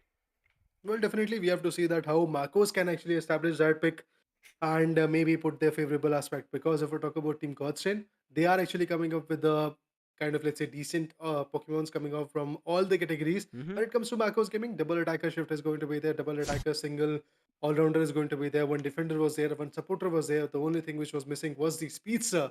And that's the one thing which is going to be pretty much favorable for Team Hmm. Godstrain. So looking forward to see how Godstrain is going to establish that dominance, and is it going to be a possibility where Godstrain will show up that how speedsters can be quite essential. And I Yeah. mean, I mean that's what I was talking about you talking with you, Lucifer, as well. That pizzas we were missing it, but I believe Gostin was just waiting for the right moment to bring them back. Yeah. And I guess the moment is right now. And if you keep bringing speedsters in all rounds, it does give an idea that your entire game inclines on the speedster. Of him trying to either find value on knockouts or him trying to find value while he's going in for sneaky scores, just like we generally see Dodrio doing. But bringing it now, yes, Marcos will be aware of it, but can they deny it is going to be a big question, Raider, as we jump Hmm. right into the game. Well, the third round of this BO5 is going to start. Remember, guys, this is the last match, the last BO5 of the National Stage Playoffs one, stage one to be precise. So definitely, at this point, I guess Scottsdale they want to wrap it up quite amazingly. Let's see how far this situation goes on. Meanwhile, Marcos, is it going to be a possibility for them to go for the double digit in the initial 8 seconds? Let's see. Scepter trying to block. Not gonna work. First goal, it will be done from God's Reign, but immediately on top as well, Marcos tried to get a couple in. But Scepter is still annoying them with his whips coming across. And you can see it's looking unstoppable. Eos energy is being stolen from him, but he's able to do a lot in terms of damage. And the Noxy coming in, if he was there a little bit earlier, maybe a KO could have been pulled out. You see, Marcos? They're like, oh, you guys are fighting with wild Pokemon. I'll try to take away the experience as well as Eos energy from you. Well, indeed, the impact is pretty much on point. Let's see how far the situation goes on. Meanwhile, Right. look at that. The KOs are there. Ah, Winner, absolutely amazing. Now, on one reason that we saw the early knockout coming through is because two players from Godsend decided to level up and deny one of their Pokemon, and that's the reason. Let's see if they'll be able to find value. Yes, the hits are very strong, but the players are able to run away. And Dodrio, making use of the advantage of the potion goaling, does try to goal, and yes, gets two of them golden. But right now, coming in with a drill peck, trying to do damage, they will immediately back off, and nothing works out. And Scepter, he's leveled up, evolved, but in the meantime, Noxy sees that Snowy is running in, but can Snowy actually fight with Noxy for a long time, or is Noxy going to be able to give him an opening? Because Lucario is up close, comes in with a punch, and now Snowy is about to be knocked out. And that's what Noxy's intent was. Keep pushing him as long as possible and then eliminate him. Omen, he was about to be KO'd, but Noxy surviving and bringing Vox closer to his teammates is making a position where they can do a lot in terms of damage. Oh, a big solar beam to snatch everything away, but Swinub comes in with a Snoop, tries to attack both Vox and Miriam, but Miriam immediately making use of the hovering advantage, runs away with Vox. Look at how Oh, beautifully Lucario is working out. He's yeah. every single time getting a lot of KOs. And meanwhile, it was basically Pilison getting evolved, but on the other corner, Lucario overextended, gets deprecated, and finally the job is done. And on the top corner, on plane to be precise, the goals are getting up. And look at that, 59 points. That's absolutely amazing. Marcos is not looking that shabby as they were looking in the second round, where they didn't had even 4 points in their favor in the initial 8 minutes. But now, look at that. They are here with the 64 points. Costain constantly trying their level best to struggle around and eventually build a lot of points. Let's see how far this approach is going to go on. Meanwhile, Snowy once again is very low in his HP and gets KO'd. The Plissy gets taken down, and the Izumrad also gets taken down. And it's an open season for Team Marcos Gaming. And let's see how far Marcos Gaming is going to capsize on that. God's not looking like they want to stop. Even if Marcos want to get back into the game, they're like, we'll just keep the pressure up, making sure there is no openings or retaliations that we see very early on coming in. Now, finally, they get pushed back to their base, but with the Regis already spawned, God's will be very cautious about immediately taking up. And yes, Regirock is taken. Their special defenses will be up. But Marcos, they're like, okay, you take one Regi, we make sure we take up the other. And Regieleki goes in Marcos' favor, but now becoming an ally. Lucario, you did see, he did take up one KO. But because Reggie was able to do damage with the Thunder coming in, they were unable to stop their own chaos from happening. And they do lose it, but Piloswine is here, tries to deny the Regieleki from sitting here. But there are players from Marcos still available. But they move their attention from Reggie to the players of Marcos, and Reggie destroys the top goal zone. The beautiful showdown that Marcos Gaming is coming up with this kind of dominance. Marcos Gaming will for sure be able to push backward a bit to this particular team. Let's see how far they can approach. Gosrain on the other corner still struggling. 105 points from the corner. Marcos, who is with the lead of 4 points. Marcos still trying to hit and farm, get better, because after seeing what Lucario was able to do, they do not want to let that Lucario find a lot more knockouts. And this time, toe-to-toe is what Marcos are matching. As I said, it is still an even Stevens fight. One team will finally tilt it favorable for themselves, and it is Recall who's trying to hit damage. Rolf tried to retaliate, but as soon as he understood that he is low, he immediately ran back, grabbed the berry and came. In the meantime, Scepter, he's still going in for leeches and Petal Dance coming through, but gets pushed off, and with Scepter going down, this opens up a lot of opportunities for Chaos to roll in, and where Marcos can take control of it. And it looks like it's happening. Cinderace is not stopping with that fiery hot ball which is being kicking to their faces. Finds a big 3 KO streak and is not stopping, going in for the 4th. But before that, the Icicle Spear crashes and ends the life of Cinderace for now. But the chaos still works in the favor of Marcos. They take it, none other than 2 more players. Dodrio as well as Mammothswine still go down. Man, oh man, this match is looking highly contested from both the ends. Marcos not giving God's Reign an inch to even get back into the game. Same goes for God's Reign. If they are not winning on fights, they're trying to get a couple of goals scored in. And with this, less a second, both the Regis on the top and the bottom have been spawned. And it's going to be the bottom Regi where the Snorlax this time is concentrating on, where the entire team of Marcos is looking forward to taking the Regi back again. Well, indeed, the attacking formation from Marcos Gaming is coming up quite beautifully. They are just here to just devour Question and bring back the glory. But look at that, Eldegoss gets the Regirock, and meanwhile, Cinderace gets the Regieleki. Definitely a beautiful instance of fight coming up. Now, Lucario wants to defend, and everybody from that particular instance is actually going to go on the back foot, because they know in the bottom lane, it seemed Godsrain was trying to just put as many goals as is possible. But Eldegoss also comes in. We also have got Dodrio on the back corner. Venusaur goes in for the Regieleki defense. Let's see how far this situation goes on. Yeah, the kills are coming up. Yeah, the KOs are coming up. Very soon the KOs will be getting delivered, because look at the HPs. Look at the Unites getting moved. Oh no, they're snatching away their citrus berries, because of which, where things could have worked in the favor of God's Reign, it's actually falling. And now Mammothswine is going to be the sole holder. Thankfully, Recall comes in along with Dodrio Omen, trying to eliminate players. Light screen to block Miriam from Omen, but I think with that surf, it is going to be enough to stop things from happening. But still, Omen is not giving up. He's still going for the chase, but Miriam with long range will finally be able to run away and TP back, and Snowy capitalizes. And now it is only Dodrio who is surviving, who runs back to the center and to the top lane. From there on, it is Eldegoss who's holding the bottom lane control. Miriam, who's about to TP back to the base, he decides like, oh wait, my teammates have already found a KO, so I don't think going back would be the good option. I'll just wait it out, keep guard of bottom lane until they finish the fight at the bottom. Indeed, the approach is good enough for Murum's corner. He is actually going to be in the goal zone, meanwhile recapping himself and still trying to be the defender for the team. Meanwhile, if I talk about the top lane, look at that. We have got the Izumrad trying to go for that. Lucario and the Elder Gods are there. Along with that, I believe with the Venusaur is also coming up with the close approach. We also have got the Dodrio in the close approach, so definitely that KO is going to be quite crucial. But the Pillow Swine is also in the backward. But look at that. That Snorlax is also trying to approach for the bottom lane goal zone. I believe it is going to be a very easy task for him. It's a finicky game, but Dodrio goes in for the bottom lane. Rio, can he find some value? He's been able to get goals in Raider, but Mhm. not a lot in terms of knockouts, Right. especially after players of Marco's gaming have leveled up. And with just 20 seconds to go, immediate intent for Marcos is let's just get these boss Pokemon. Experience is one thing that we get. We do get special buff in the defense, and also a chance to be better in terms of level compared to God's Reign. And that is what is happening. In the meantime, God's Reign find a chance to push up on the top lane with only a couple of seconds to spare. They did not get a chance to fight with the Regieleki. So right now, after putting a couple of goals, getting closer to what Marcos are in, let's see how this works out. Rayquaza fight has started from both the ends, but it looks like Marcos are in complete control. Well, for now, Marcos are for sure in the control, but let's see how far this They approach is take going it to as go. well. Yeah. Marcos, they're not ready to give anything up.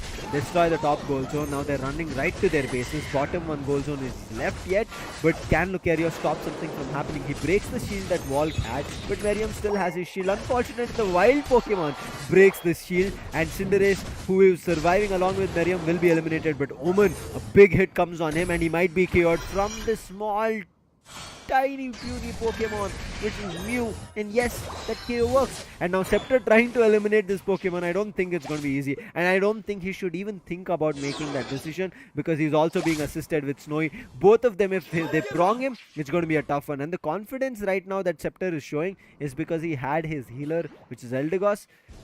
But it's of no use. Friday's level was done and dusted at this point. Marcos Gaming did a beautiful comeback in this particular matchup as well. Valsreen, the way they were reigning terror in the second round, they are unable to come back that stronger in this particular round. From the initial battle, for first 2 or 3 minutes, I believe the competition was there for Team Valsreen. But after that, Marcos Gaming went in straight up to KO's Cinderace. That's absolutely a beautiful pick coming from Marcos Gaming, and they are able to use it on the top. And Marcos proving us the point, right? This was not only a one round show. Mhm. We are able to do it, we will do it, and if possible, we'll also try to take away this victory from God's reign. Brilliant play coming in from there, and you can see it is still Omen trying to do damage. He did damage, but is he going to run away? Surviving? Doesn't look like it. He's barely over there, making use of his passive ability. He's able to run and uses agility as well, but for how long? He finally gets knocked out as the time is up. It does ring a bell saying, God's reign, it is not your victory, it is Marcos Gaming. A beautiful comeback coming from Marcos Gaming. After the first round, I thought that Magosrin, the way they were reigning terrain in the second round, I thought that there is a beautiful domination which is going to be there in the next 3 rounds, and eventually it will be by a team known as Godsrain. But no, things are getting changed. You can already see Godsrain are getting defeated. Now, this was the third round, 2 more rounds to go, and in those 2 rounds, things will be pretty much clear. Marcos Gaming, they have to get just one more round, and for Godsrain, the next 2 rounds are going to be the end game for them. Oh, yeah. Right now, Marcos will look forward to closing it right here in the next fourth round. Otherwise, God's reign, they have to bring it all back. You could see how well Miriam played with 10 assists coming in, and Snowy as well, 7 KOs. Vox was the one everybody inclined to towards holding the players off from God's reign. It worked out. Walk initially did not look great because he was getting constantly knocked out. But after that, once he became evolved completely to a Cinderace, and they started getting Reggie Eliki on top, especially that gave them the huge and the biggest advantage. Godsrain were only able to take the Reggie at bottom once, and after that, all of the other Reggies were always in Marcos's favor, as I said, because of which they got experience as well as level advantage compared to the players of Godsrain. Precisely, look at the level that God's Reign was actually at on 14, 14, and then 12, 12 was there from the corner. But eventually, if you talk about Marcos Gaming, the 2 or 3 Pokemons were with the level 15, and eventually Mhm. one with what 14. Nobody was at level 12. So that level up advantage was also there from a particular their corner. So, and I believe that leveling up, that evolution, it was the key for success in the Marcos Gaming territory. Yeah, you could see Miriam was taking a 1v1 fight with Dodrio, even though Dodrio was making a hit. Understanding that Mew had the advantage of the range, went a little bit further from Dodrio, connected the moves, and then went for the basic attacks as well for the confirmation. And with Miriam here, who is the MVP we were just talking about. Brilliant play, 78,000 damage on Mew as well as 100 goals of his own. Never looked as like he could have been stopped, and was very cautious, was always understanding that there can be players from God's Reign picking up or pushing up from any directions. But one thing that God's Reign fell short here, Raider, is they did not make any smart or witty plays like hiding in the tall grasses, waiting for the players of Marcos. It was all time God's Reign trying to push up and then getting knocked out. Well, definitely, there were quite a few instances, as you said, Lucifer, that way Goldstein tried their level best to achieve what they did in the second round. But eventually, the way player of the game, Muram, and his teammate Marcos Gaming was able to capsize was something which was absolutely amazing. So, looking forward to see how the fourth round is going to be there. In the fourth round, if it is going to be a complete domination coming from Team Marcos Gaming, well, it could be quite an amazing aspect to see. But meanwhile, Goldstein, well, they have a higher aspect to achieve. That is the first position in the Group B standings.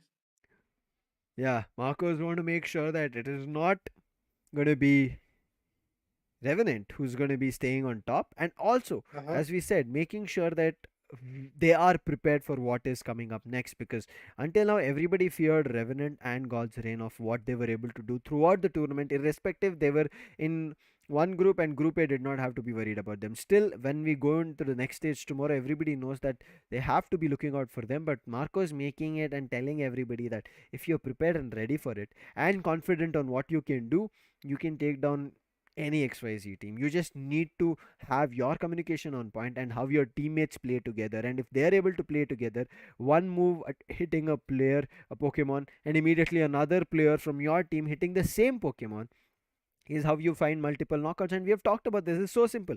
Target one Pokemon, one after another is how you will be finding knockouts. If you spread your Exactly. moves around everywhere, then everybody will be taking a bit of the damage and then they'll be retaliating to you as a single Pokemon. I mean, see, this is the thing that we wanted to actually tell to Team Gosrain right now, but Gosrain was able to do and separate the particular Pokemons in the second round. I don't know what Mm-hmm. happened in the third round. They were unable to capsize on that factor. Cinderace, absolutely a great Pokemon coming from the Marcos Gaming, and they were able to use it quite a bit eventually in the last stances or maybe the initial stances as well. Cinderace was able to dish out quite a few damage and eventually was able to back out quite a few KOs as well. And that was the moment where I guess the hopes of Team Gosrain got shattered quite a bit. Now, waiting for the next ban phase, waiting for the next big phase, waiting for the next round preparation and the next round as well. So that round maybe actually will be the last round if Marcos Gaming is able to capsize and win this one. Mm-hmm. And Costin, if they are able to win this one, they will again have a chance to bring back the glory for themselves in the fifth round.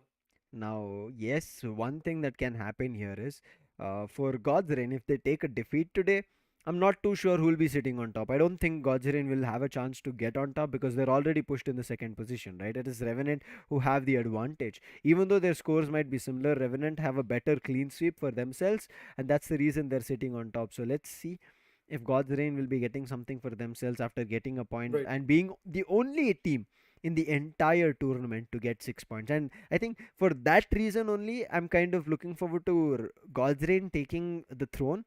But in terms of how Marcos are playing, I'm hands down looking forward to Marcos dethroning them and making sure the competition is well balanced.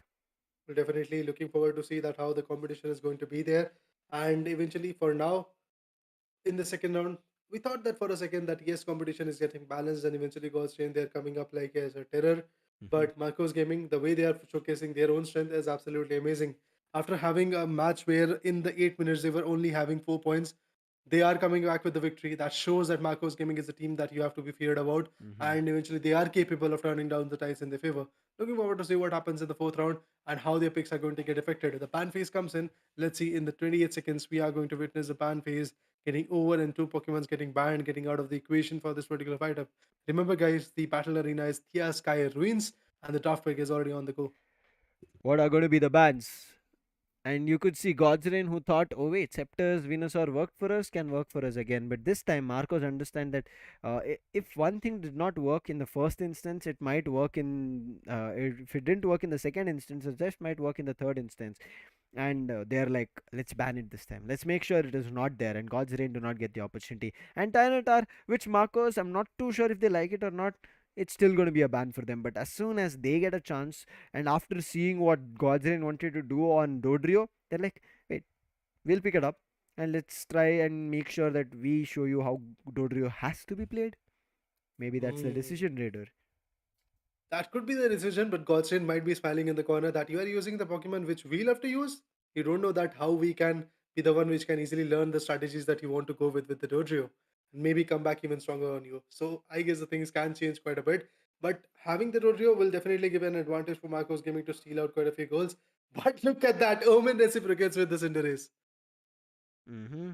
Let's see how it works out. Marcos had the Cinderace previously, which worked out really, really well. It was Walk playing it, but this time Walk has taken the Dodri as we initially saw. But on the other hand, the last pick that we are looking forward to is from Scepters. And again, Scepter might not be playing the same Pokemon, but I want to see if Recall will play Mime. Because Recall has always been the heavy hitter for the team, either playing a Sizer or playing Lucario. I'm not too sure if he's played Azumarill, but with these weird picks that we are seeing, Divine on. I think Divine should be taking the mime up. I think Divine just picked it up for recall so that they will be exchanging that.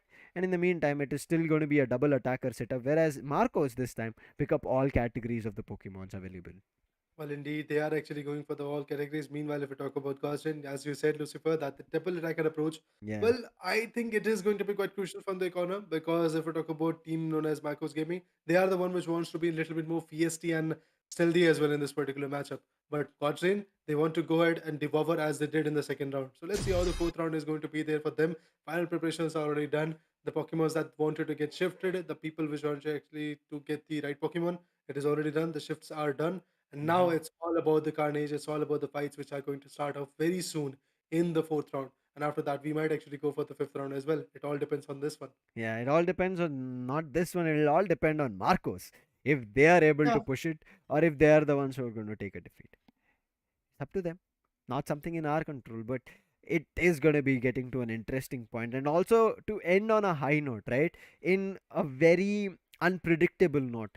And mm, on the last day of stage one, on the last match of the best of five, on the last round is what we are going to be maybe seeing it if Marcos are unable to close it. But again, both the things are going to be very brilliant in terms of how it might find the conclusion, right? Whether it is going to be the last round or whether it's Marcos closing here, it both sounds really, really good, and I'm both excited for it. Now with just a couple of seconds more to go before we start up the match, Raider, I want your thoughts, your predictions. Do you think yep, Marcos will be able to close? I think so. Yeah, the way they are performing, I think so that today, Godstain, even if they are trying to go with the strategies, they are not working out quite well. Mm-hmm. In the second round, they had the Rayquaza. In the second round, they had the pressure on Godstain, but on the Marcos Gaming to be precise. But yeah, answering to your question, I think yeah, Marcos Gaming will be able to shut down the team. Let's see. As Dodrio, you know what, Dodio? We'll be looking forward to it leveling up very soon as it's jungling as of now. In the meantime, on the top, if you talk about it, the Sizer which was picked up, it is going in for a sneaky goal. Same is the decision that God's Reign is doing. They're like, they go for goals, we go for goals. So nothing else to worry about in this early aggression. So they have got the agreement then that you also go for the goal, we are also going to go for Yeah. the goal, and eventually evolution. When the evolution of the Pokemons are going to be done, then we'll fight up. So yeah, that's what is actually happening at this point. But the middle comes in. Let's see how far the approach is going to go on. Oh, the KOs are there, and it's Snorlax getting taken down by Dodrio. Early KOs coming in. That's something that they have to be worried about. Because we've seen that Godrin, when they lose early control, it does affect them a lot.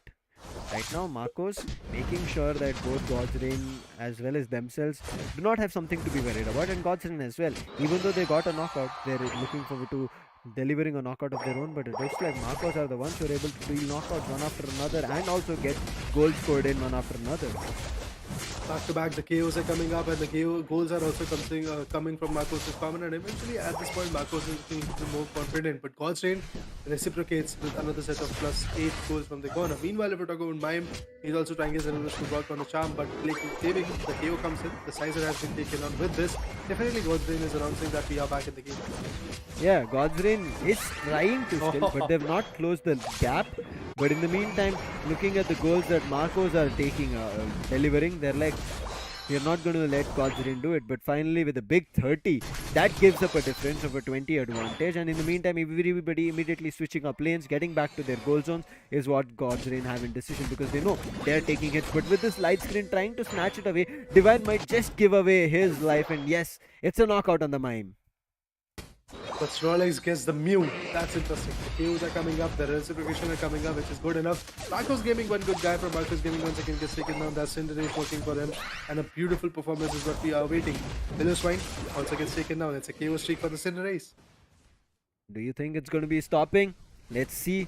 God's Reign for now, at least in terms of chaos, they're the ones making sure that it is going to be them blowing the waters of Marcos. And Marcos are feeling the heat this time. God's Reign are not here to make any joke. And finally, the first goal zone gets destroyed. But this time, it is Marcos who are going to take a hit. So Marcos, as we said, this is the do or die round for them. But it looks like God's Reign, they're like, it's a do or die round for us as well. To close it, not let it close. For now, the trouble comes in for Marcos Gaming. Let's see how Marcos Gaming is reciprocating with that kind of, let's say, consistency. Meanwhile, if we talk about God's Reign, 101 points from the corner. Omen and the other guys are absolutely working quite well. Kepra on the other corner, the Sylveon is also looking quite confident. Reggie Rock is going to be the concern for these guys, and yeah, they will get it. The Sylveon manages to bag out the Reggie Rock. Meanwhile, if we talk about the Pokemons coming from Team Marcos Gaming, they are once and for all getting KO'd. And God's Reign, now they are starting the train. They're chasing the players of Marcos away. They're putting the literal heat like Cinderace. Take it for example with those kicks on the Pyro Ball coming through, making sure the heat always turned on the players of Marcos. But recall, he's trying to buy time as much as possible. And then look at this, the slam comes in and everybody else, the entire force of God's Reign have taken control of the top lane, looking to doing damage. But in the meantime, Curran sneakily does a goal hit, but after that you can see he has to fight with Azumarill. And in the meantime, Marcos lose 2 players as Rodrigo goes down, along with the Blissey that we were just seeing. Amazing performance, amazing instances coming from God's Reign. They are definitely trying their level best to be the chaotic one. Marcos on the other corner, they're just struggling to actually keep up with the goals that are getting diminished from the corner. Meanwhile, Regieleki once again gets in the favor of Team God's Reign. And look at that, the rampage of 3 good guys. That's going to be the double attacker and 1 all-rounder type of situation. Can't see this particular defender, how far it can go. We will see how it can go. Right now they will try to block it, but can they? Looking at how God's Reign have been playing, they've been taking the fight head on. Irrespective that it's Marcos' goal zone, they're like, we'll push it, we'll fight it, and that's what happens. If Triple Trample comes, it only damages one of their players, but the goal zone should be destroyed finally, as it's completely vulnerable. They just need 1 to score. Noxie had 11, and the timer was still running. I think because they were kept pushing, he was unable to press his goal button, and 3 players from God's Reign get knocked out, and immediately it is just the side of Marcos running. But with them switching lanes, immediate decision of this switching lane, the players from God's Reign have been respawned, so they will be back to the bottom lane to try and prevent it from being destroyed. But it will be, because the distance of the jump pad only gives you the advantage to the second goal zone, not the extreme edge of the goal zone. Well, amazing instances. God's Reign trying to be chaotic. Well, the solar beam comes in. Didn't find any kind of connection, but now the focus is actually going to be the Reggie Rock. Nobody gets it for now, but the clash is for real. Look at that, God's Reign just trying to level with Devour. Meanwhile, the Mamoswine also gets bagged out by the Cinderace. Amazing aspect. Quite a few KOs coming up. Dodre bags out the Sylveon. That's good enough. The Gauls are going to stop from good time. Mew bags out another beautiful Pokemon, but Mew also gets taken down by the Azumarill. Right now the fight looks like it's getting back as Marcos wants to control something, but the only thing that they're able to get in is goals. A couple of them, that too, not like a lot. They're only getting some goals in. And in the meantime, if you talk about God's Reign, they're getting chaos, which are being delivered to Marcos's doorstep one after another, and it looks like God's Reign are back into action and most probably looking forward to pushing it to the last and the final round. Let's see. Marcos Gaming, a little bit more troublesome for this situation, and yes, as you said, Lucifer, they might actually go for the 5th one, because now for Marcos Gaming, the Rayquaza is the only thing which might actually favor them. But for now, Regieleki back in protect. This is the 3rd time when person is having the Regieleki in the favor. God's Reign from the start itself, they've looked so better. Look at Cinderace, he's low, he doesn't care. He's like, I'll still try to take out a player. But the Minds Unite also did not work out because of the Sizes Unite, and Sizer is looking forward to being unstoppable, but now stuck in a pronged approach. And he immediately isolates on one player, which is Scepter, takes down that player as well, and immediately getting back into the game, and Dodrio has scored in the meantime and destroys the top goal zone. So God's Reign, even though they're looking better, it is looking a little bit shaky because they're back on that individual gameplay. And Noxie, you see how further he had pushed, but but him being a defender, they knew he could take a lot in terms of damage, and their main player actually, you could see the Sizer who is doing a lot in terms of it, needs assistance and cure him. That's the reason he ran up. But with the block, they made sure he was stunned, unable to use any of his moves, and before Vox and Miriam could help out, a 2 KO streak, and immediately God's Reign take revenge. Well, the for sure there, 40 more seconds to go, and after that, we'll get to see what happens with the Rayquaza, what happens with the Marcos at that instance as well. Meanwhile, they are actually trying to farm in the Regirock place as well on the bottom lane. Look at that, we have got the Sylveon and close by. I believe that Cinder is also coming up in the close quarters. If I talk about Miriam, the Solar Beams are something which is going to be crucial, but look at that, the ground comes in, definitely tags out quite a bit. The Solar Beams were there, but nobody gets connected with that. Meanwhile, 17 seconds more to go. Let's see what the focus is going to go on. Marcos Gaming has to go for the Rayquaza because that's the only opportunity they have for stealing this round in their favor. And you saw what happened. They had the intention to take the Regirock in their favor, So, but as soon as they saw in the early stages that players from Godrein were there, they're like, if we try to fight it out, they might just steal it away. If not, they will initiate a fight here itself, and Rayquaza might be an easier one. Snowy, just to check in the tall grasses, pushes with the bullet punches, and he's like, oh, voila, there's a player there. Connects in, and then he's like, okay, guys, top lane is not free, so don't try to go and push for goals. Just wait it right. out. Right, exactly. Precisely at this point, if we talk about God's Reign, trying and struggling quite a bit, but only the one if we talk about Marcos, look at the solar beams coming up. The shields have been upon him, but look at it back here. The Snorlax might be getting taken down soon enough. The KOs are coming up. Cinderace finally gets taken down. That's a great advantage to be precise coming from Team Marcos Gaming. If they are able to capsize, this is the moment. This is the moment where they won't actually capsize on. Marcos on the other corner goes in for the 240. Meanwhile, another set of KO comes in. Sylveon also gets taken down. So this is it. Go for the Marco, go for the Rayquaza, and this is the opportunity that we were waiting for. Unite moves are actually being used, but finally the KO is there. Isomeral gets in, and they actually were very close to getting the Rayquaza, but eventually in doing all of those KOs, they lost the time. I mean, you can see Noxy, he came back. I think if Noxy did not come back into the game, Recall would have been eliminated, and many of the other players from God's Reign would have had a tough time. But right now, in this last fight, it looks like being such a chaotic situation. Things are going, I'm not too sure where, because God's Reign look like they've reeled back into the game, gotten back into a situation where can pull that game in their favor. But can they actually do it right now? Because it is tough, because right at the end situation, we seem to have a small technical glitch, but we should be Mhm. back in the game and see what is going to be happening. And yes, it looks like we are at the Rayquaza battle, and it looks like Marcos are looking into closing it. And yes, Marcos Yes. have gotten it. Somehow they've turned the odds in their favor. Majority of the players are knocked down from Marcos, and nobody is looking into taking this advantage. Only one player will be able to take it out. Every other player was in respawn. In the meantime, with so much time being bought and no time left here, even though they get close to getting the goals in, they will unable to do it because their life is super low. But on the bottom Oh, lane, that's a it. big 50 was about to be scored, but an 84 at least gets done. Marcos did deliver 100, but God's Reign got an 84 of themselves. This is going to be a very close one. And God's Reign, they pull it just by an inch to become victorious. That's Cinderace. Well, whatever the team is, Cinderace did its best. And in the third round, I believe it was Marcos giving having the upliftment from the Cinderace, and in the fourth one, it is Godstein having that upliftment in their favor. What an amazing performance, to be precise. Last but recall, the play of the match. The gap is not that much. I believe not even, let's say, 50 at this point. But yeah, Yeah. definitely a beautiful performance coming from Godstein. Man, oh man, if not for that 84, it would have been victory for Marcos. And Yeah. also unfortunate that three of their players were knocked out even after getting Rayquaza. A brilliant try coming in from the Sizer from Marcos's end, but it was not enough. And also you saw as soon as he took Rayquaza, everybody from God's Reign jumped on him. They started throwing themselves, and Cinderace made sure he put an end to him. But the Sizer did not go out without fighting. But God's Reign, you saw in this fourth round, they did look completely in control. But they have to be thankful to Recall, because if not for his 84 goals, things could have gone south. Oh man, interesting fight, interesting chaos.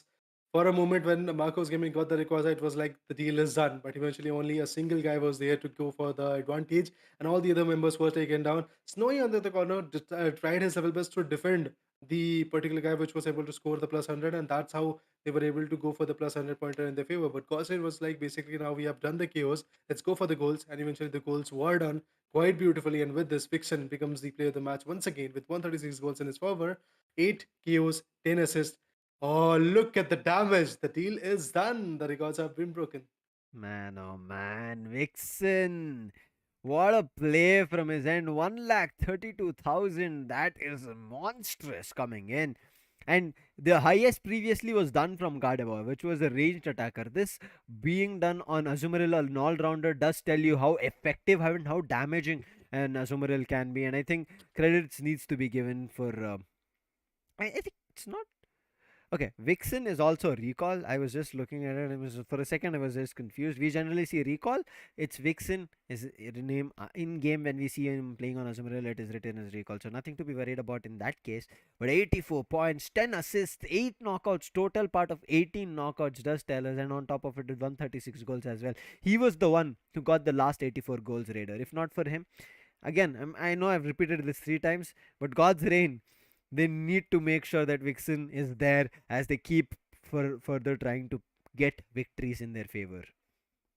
Oh man, last pay recall, Vixen, whatever you call him, he's the one who is turning the tides for the God's Reign in their favor. Mm-hmm. Amazing performance to be precise. Let's see how far this approach is going to go on. Is it going to be possible for them to bag out the fifth round as well? My Mm-hmm. predictions were pretty much close enough, I believe. At the last Yeah, second, it was Vixen who turned the tides. it was. And I had also kind of thought Marcos will be walking away with Rayquaza. Uh, if not for that small glitch that we had, we couldn't see what happened. I think it was Hmm. just the cascading effect of where initially Marcos, where they were the one dealing knockouts, and they also were left with little health. They did not go for a call to respawn, or I would say go back to their base, respawn themselves, and from them heal and get back. As the players who were knocked out from the side of God's Reign had to respawn because they were forced to, and enough time being bought from the couple of players who were surviving from God's Reign, they waited. Even though the Rayquaza fight had started, they made sure it stalled for some time, and once everybody else had respawned and gotten back into the game, they took advantage of the lower HPs on the players of Marcos, immediately toppled them, and you saw even Rayquaza was taken. Unfortunately, not everybody could capitalize. If everybody got the Rayquaza advantage, I'm pretty sure it would have been Marcos. And even though there would have been a push coming in from God's Reign to goal on their opponent's end, it wouldn't have worked out. Yeah, indeed. The things Marcos did for this game. Well, it was quite close for Marcos Hmm. precisely, but next round can be very amazing to see. Yeah. Back to back victory is what we wanted to see from God's Reign as well. So, And yeah, God's Reign we are might being see. tested. Indeed. They are testing. They're getting tested till the brim because Hmm. Godstrain. They were known to be precise. That one of those teams which Yeah. were straight up aiming for the championship. Their performance was looking like they're aiming for the championship, but it was basically like Marcos and teams like SATL and teams like Remnant Esports, which were waiting for the right opportunity. They were like, Hmm. "You go on, you go for the dominance. We'll show you that who are we." Exactly. And I mean, we didn't see God's Reign fight with any other squads other than which were in Group B. Hmm. So they might have a very familiarity with what they could have done in terms of damage, in terms of taken victories away from them. Maybe would have played against them, known their players. But Group A is still something unknown. If Group B itself, in the end, if you're seeing so much action coming in, where players are able to retaliate players from God's Reign, I think we have a lot more that we will start questioning from here on. But with this last round to go, who do you think was the effective Pokemon in the previous round, Raider? Cinderace for sure. Man, brilliant play on Omen. He did try it on the Speedster, did not work it out on Dodrio, but with Cinderace, which we saw from Marcos, he said like, oh wait, this is also a Pokemon. It happens, right? When there is so many Pokemons, you kind of Yeah. forget the Pokemon that you generally play with. We are Hmm. here in the ban phase, and let's see, as you mentioned, Cinderace. For me as well, it was Cinderace, but again, a little bit credits that I do also mention for recall. 10 Hmm. seconds to go. Let's see if they ban either of them. Uh, Look at that. Gosrin banning the Blissey? That's unexpected. Marcos Gaming once again banning the Tyranitar. Oh, Omen comes up with a Speedster. The third Rio has been chosen. On the other corner, we're talking about Kyurem and Volk. Let's see what are the pucks coming from the corner as well. Marcos Gaming looking pretty much more decisive at this point. The Snorlax comes in. Apart from that, Kyurem. Let's see which is the Pokemon he's going to get in the game, to be precise at this point. Well, 3 seconds, 2 seconds, 1 second, and there we go. We are going to get the pick. Okay, that's Sylvia on the growls for sure. Right now, Sylveon has been very effective, irrespective of when we saw it. It was played really well up to the best of its utilization. In the mean side or God's Rain, they're like, we've been able to get hits in, but we are not converting really well. So this time they bring in two all rounders to make heavy hits happening. What? But I just got an update from our backend that there is going to be a rehost. Looks Hmm. like one of their players got glitched. Maybe Snow itself unable to, maybe had a last minute immediate connection mismatch or whatever it is. I'm not too sure, and that's the reason of the entire tournament till now. People have teased us with like Seblai as well as Urshifu, but at the end we knew it is not going to be a choice that will be able to pick it up because it's not they're going to be in the tournament because they have the recent At least for this additions. one. Yeah, Yeah, at least for but this tournament, we are going to miss out these two Pokemons. But eventually, in the next event, we'll for sure coming. Will be hmm for sure witnessing what Urshifu and Seville is going to go. But now the rehosting has to be done, and eventually we'll witness what is going to be the picks, and maybe things might be a little bit more different because the draft pick is for sure going to be there. yeah, I think ban should be same irrespective that one of your players or somebody got disconnected or whatever the issue is. The bans as a team is going to be decided. So they've made a Blissey ban coming in from God's In and Tyranitar coming in on Marcos Gaming. And Marcos Scepter is the one they have fear from God's Rain who can pick up the Tyranitar and play along the sides of Blissey or maybe even the Eldegoss coming through. So they're like right out of the gate, let's just ban it out, not even give a chance. On the other end, this Blissey ban coming in from God's Rain, I think they're worried about maybe the last minute egg bombs coming through, which may snatch away the Rayquaza, as well as the Unite move. Like Pokemon such as the squishy one, Sylveon, you just mentioned. Sylveon is squishy. If you're able to go around it and then start hitting it behind and while it's trying to use Growl, because it cannot switch direction when it uses the Growl. That's when it's more vulnerable as well as damaging as well. So if Uh-huh. you're able to make best use of your attack or move to find that Sylveon out, and at that time, if the Blissey chimes in with the Unite coming in, it surrounds with X, which will help protect the Sylveon, and it will not be easy to take it down. So I think banning that Blissey out, where Marcos could have done that situation, is going to be the thought process that maybe uh, Godsrain had it in mind, but I think going in that deep, or at least we've talked about it in this manner as well, Raider, where maybe Blissey for what lineup that Godsrain is bringing in is something that can act as a counter. Maybe that's also the reason that they've banned it. Indeed, that could be the reason, but possibly this is the final round. This is the final match to be precise, Lucifer, of this national playoff stage one. From tomorrow, stage two will come in. 8 teams which are going to get qualified are going to move on in that particular stage. So Mm-hmm. for that, we have to witness this particular round. We have to see what happens in this particular round. Mm-hmm. Is it going to be Godsend once again coming back with the victory that they did in the fourth round, the way they were able to seal it? And is it going to be, or is it going to be Marcos Gaming to be precise? Because Marcos Gaming, to be honest, they are showing a different terrain of game.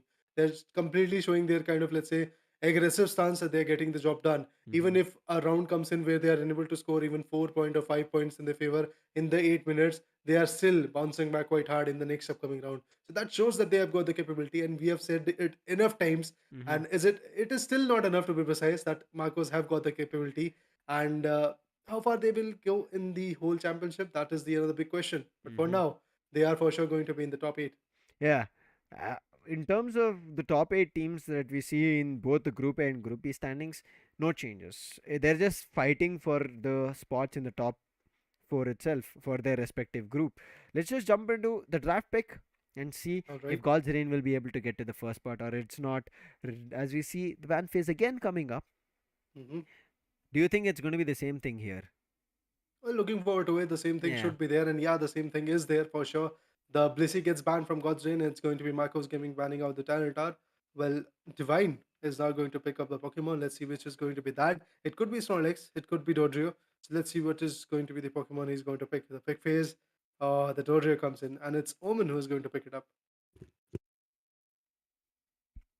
As we saw in the previous time as well, same pick coming through, Snowy as well, as we talked about it being very effective in the Azumarill. And after seeing that recall was also very effective, that was Vixen on Azumarill, he's like, I'm going to pick it up. But Noxie and Scepter, looks like there is going to be not a heavy all-rounder setup coming in from God's Rain.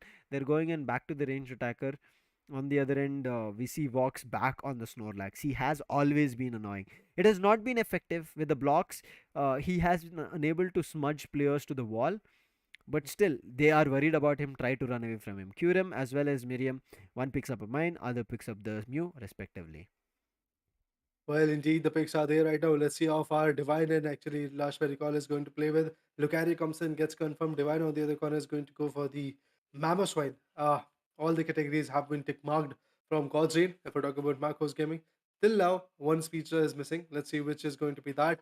Or the AIG Slash might actually come in. That could be the another amazing all rounder for this particular team. And yes, the AIG Slash finally gets confirmed.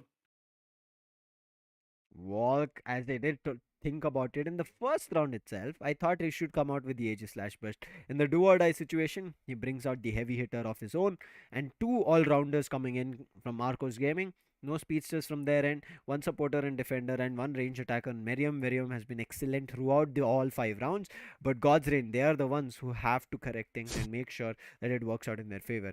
Because God's Reign are the ones who have been looking wavery throughout the entire 5 rounds. At least the Yeah, second round is when Marcos had a little bit of a fumble.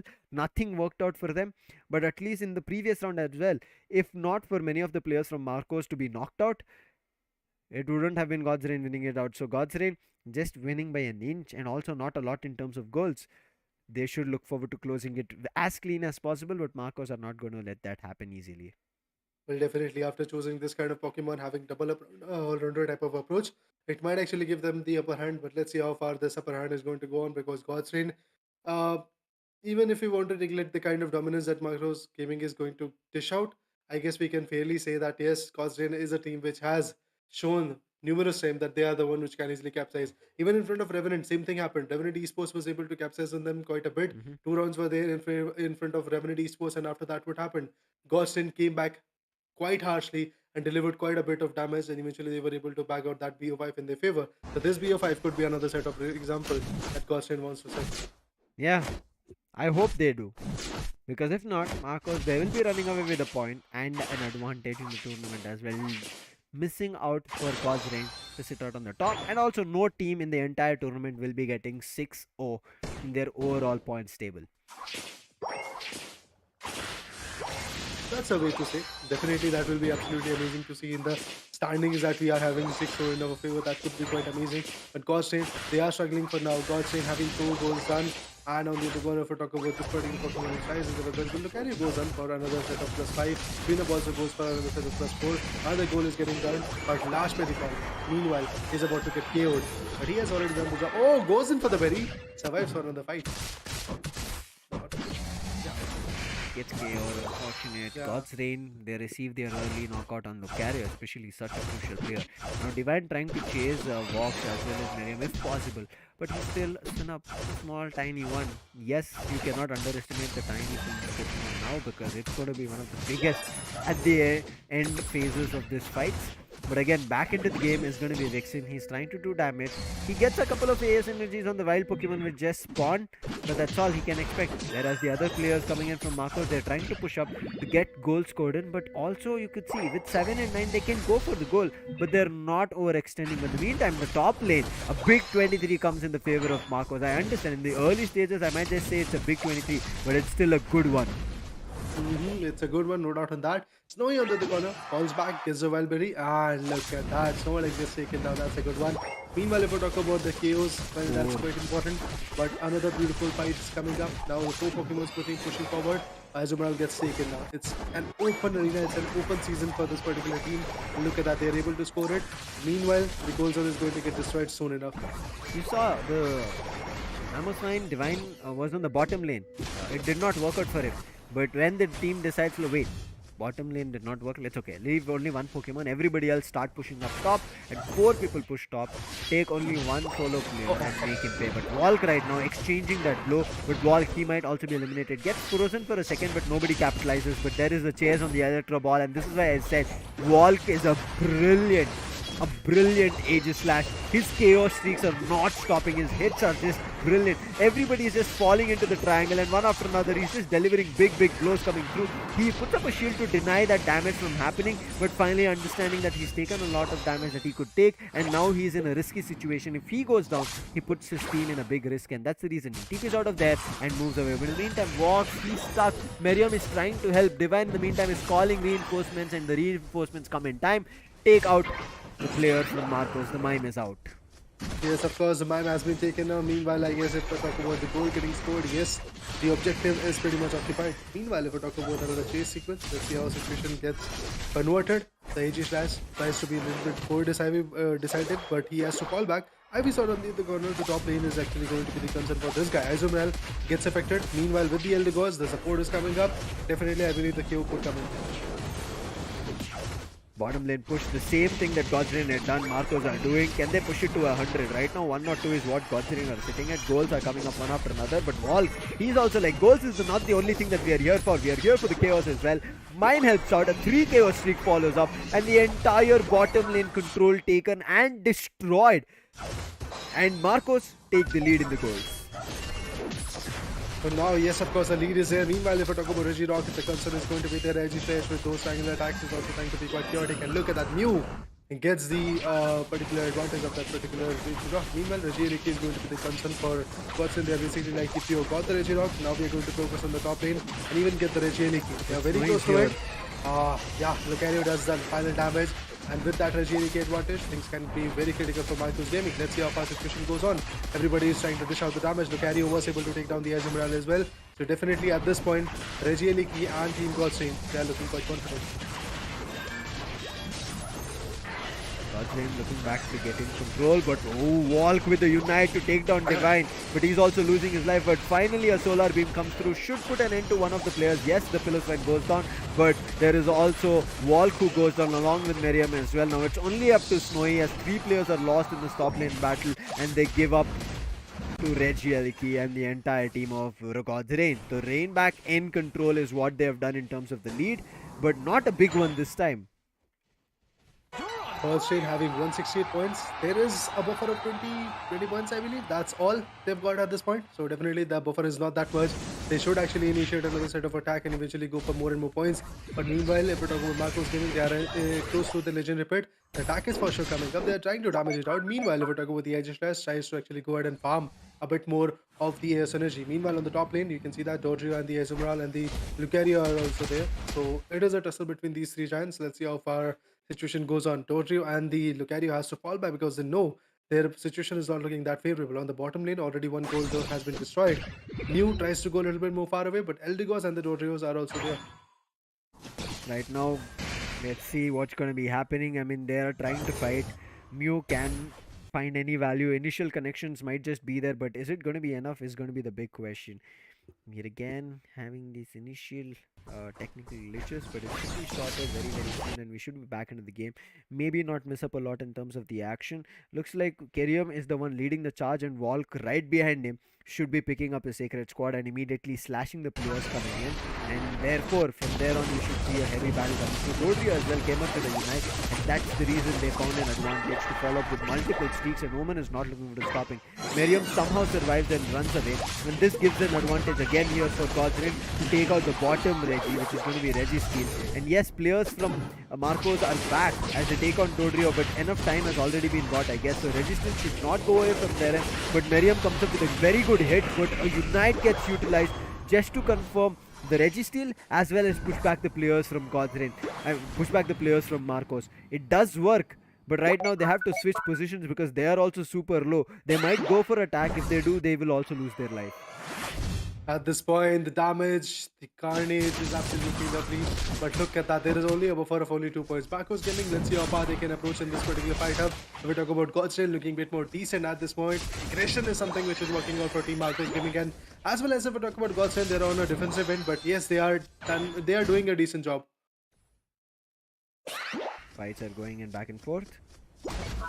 Still, there is just a 2 goal difference. I wouldn't call that Godsrain after showing their aggression. They're looking great, but their decision, while they understand that Marcos will be switching up to take Regieliki to get goals scored in, has given them an advantage. But in the meantime, I'm not too sure why all the players from Marcos did not consider to fight with Regieliki. And now with only Miriam going on a 1v1 situation, Aegislash is here. Thankfully, Snowy also chimes in time, so they should be able to get back to Regieliki. But looks like Marcos do not want to take up this fight. They want to just give it away because there's just less than 20 seconds left as Rayquaza will spawn and things can turn to the other odds where things might just get difficult. And Aegislash finds a big one. Lucario is out, and now with less than 10 seconds, It's God's Reign who'll be looking forward to holding reins and control of this Rayquaza in case things go south. Oh man, amazing aspect of this fight is that Shugeri is out of equation, but he's going to be back soon enough. The push is coming up. Look at that. They're just trying to confine the area where Rayquaza is there. Unites are being used. Look at that. The KO comes in. That's edgy test for Unite. And Rayquaza gets in the favor of Snorlax. Now this is Marcos Gaming going to bag out soon enough. Let's see how far they can go.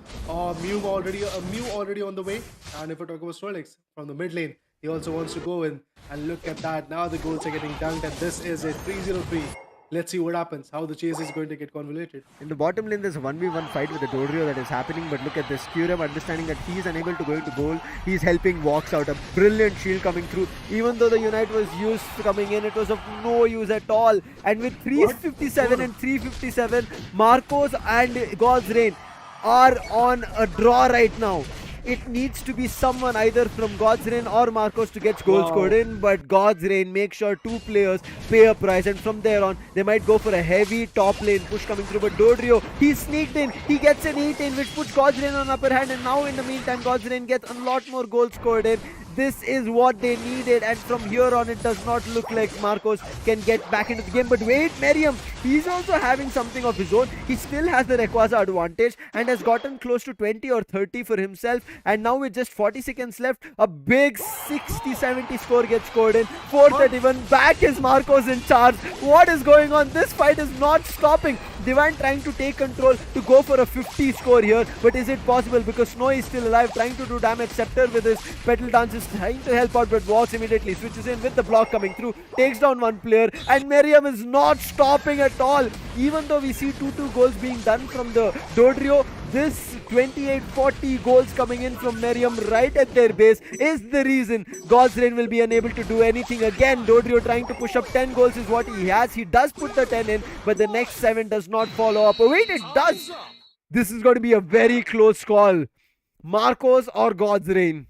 In this last 10 seconds, Dodrio did not decide to stop at all. Oh! Just 10 points! Just oh my 10! God! Miriam, you giant, you beast. Absolutely changed the pace of the game. Insane! I have no words. Oh, man.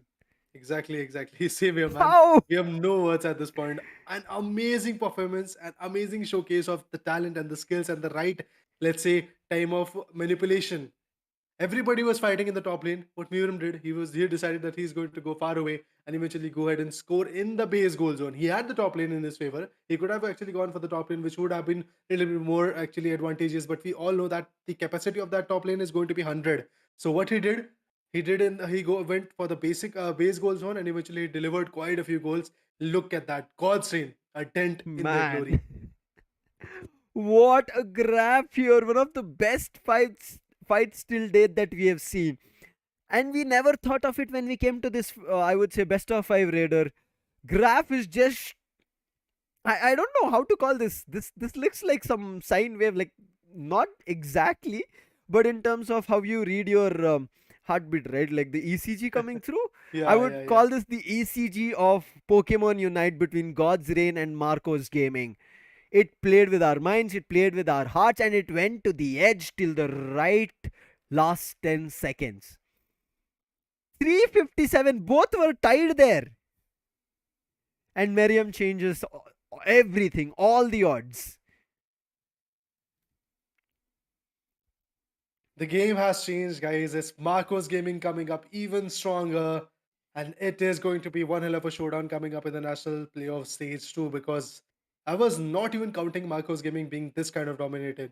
But Marcos Gaming, the last seconds, the presence of mind, the strategies, that's absolutely amazing. Well, meanwhile, we'll talk about the group standings. You can see that True Rippers is on top with 484 average goals, 5 victories, 1 loss, and 3 clean sweeps is there in the corner. In for talk about Team SA12, 6 matches that they played, they also had 5 victories and 1 loss, but eventually the clean sweeps are not there, and even the average goals are a bit much lower as compared to the team known as True Rippers. Man, oh man, what a fight, Raider. What would we just witness right now? I mean, overall standings, we are seeing of Group A, but it's Group B that we have to talk about. Yeah. Brilliant fight that we saw between SA12 and FS, and SA12 were able to keep their victory, did not give it up to FS Esports. That was also a fight which went all the 5 matches. It went back and fourth, all the directions on the compass. I mean, we talk about four, you can extend it up to eight or even further if you want to. It was just insane. But this matchup between God's Reign and Marcos was. It felt like it was the grand finals of Pokemon Unite India Open. That's how close, that's how inched close was the fight. I don't know what But I can even say about it. well, indeed, if I talk about Revenant Esports, an amazing showcasing of their skills in the previous battles that they faced. God's Reign, this was the round where they would have actually got the glory in their favor. Although they have got the average amount of goals, that's a record to be precise in the national stage and the national playoff stage one. But eventually, the only thing we missed is the glory, is the having of clean swipes in their favor. A Mhm. 6-0 coming from the corner. Well, that's not happening. That's not happening, and it is the tournament. No team is allowed to be having such a victory streak for themselves. I think we have a quick change in the Group B standings. We All quickly right. jump back to it. We will see if there is any changes. I think the points, yes, we saw Marcos who were sitting in, I think, four, which has been No, no, they updated were to sitting five. in the third. They No, were they were sitting in sitting the in the third. third, but the Yeah. win, I think Yeah, it yeah, was at okay. four. It is at Yeah, yeah. corrected to five right now. So that is Right. the only change. But after God's Reign's match against Revenant and now with Marcos today, we saw God's Reign had a total average of 830 plus goals. From there on, Mm. both these teams have shown such a class of a gameplay, pulled them down and told them that no, you're not going to be having a chance to run away with victory. And I'm still right now looking at this overall scorecard, right? Mhm. Marcos, who got a defeat on the day one against when they fought with Revenant. It was a 3-1 victory. It looked like a complete easy victory, a little bit, I would call it, for Revenant because they were looking so very, very well in terms of a team. Well established, communication on point. But after that day onwards, Marcos have also decided that we are not going to take a defeat at all. That is the only loss. Three teams in Group B have only one loss each. A true group of death. Indeed, indeed. A true group, to be precise. A beautiful performance coming up from the Group E. And the teams which are going to move forward are going to be those top eight teams, top four from Group A, top four from Group B as well. So now it's all about the playoff stage two. Hmm. We'll have to see what happens tomorrow, guys. Same channel, same place. The timings are going to be from 6 p.m. if I'm not wrong. Yeah, it should be same. Again, you should be Yeah. seeing the best of five action itself, nothing else. It is best of five, but even more spicier and even more heated up because in the round robin stage, that is until today, teams did not have to be worried about elimination until now, or at least yesterday, based on their overall scorecard picture or the overall standings. But after today, no more cards, no more scores. It's only scores in terms of if you're able to beat your opponent in a best of five or you lose, get pushed to the loser bracket, and from there on play a do or die match. And maybe there as well, if you win you continue your journey, or whether if you lose you say goodbye to us in that moment itself. There's no a week long wait coming in, Raider. Yeah. What a match. I mean, I'm still kind of this last round kind of I gave mean, me all the oomph and the energy. actually, 8 days have passed, Hmm. 8 or 9 days. But the highlight of these days was this round, to be precise. Yes. Oof. Man, oh man, Raider. Again, for whoever missed standings, you can see the teams who have qualified the way you can see in Group A, the difference, and the Group B. In Group A, it's only two teams, True Rippers and Desetial, who have five victories and one loss, Raider. Whereas on the other end, there are three teams on Group B.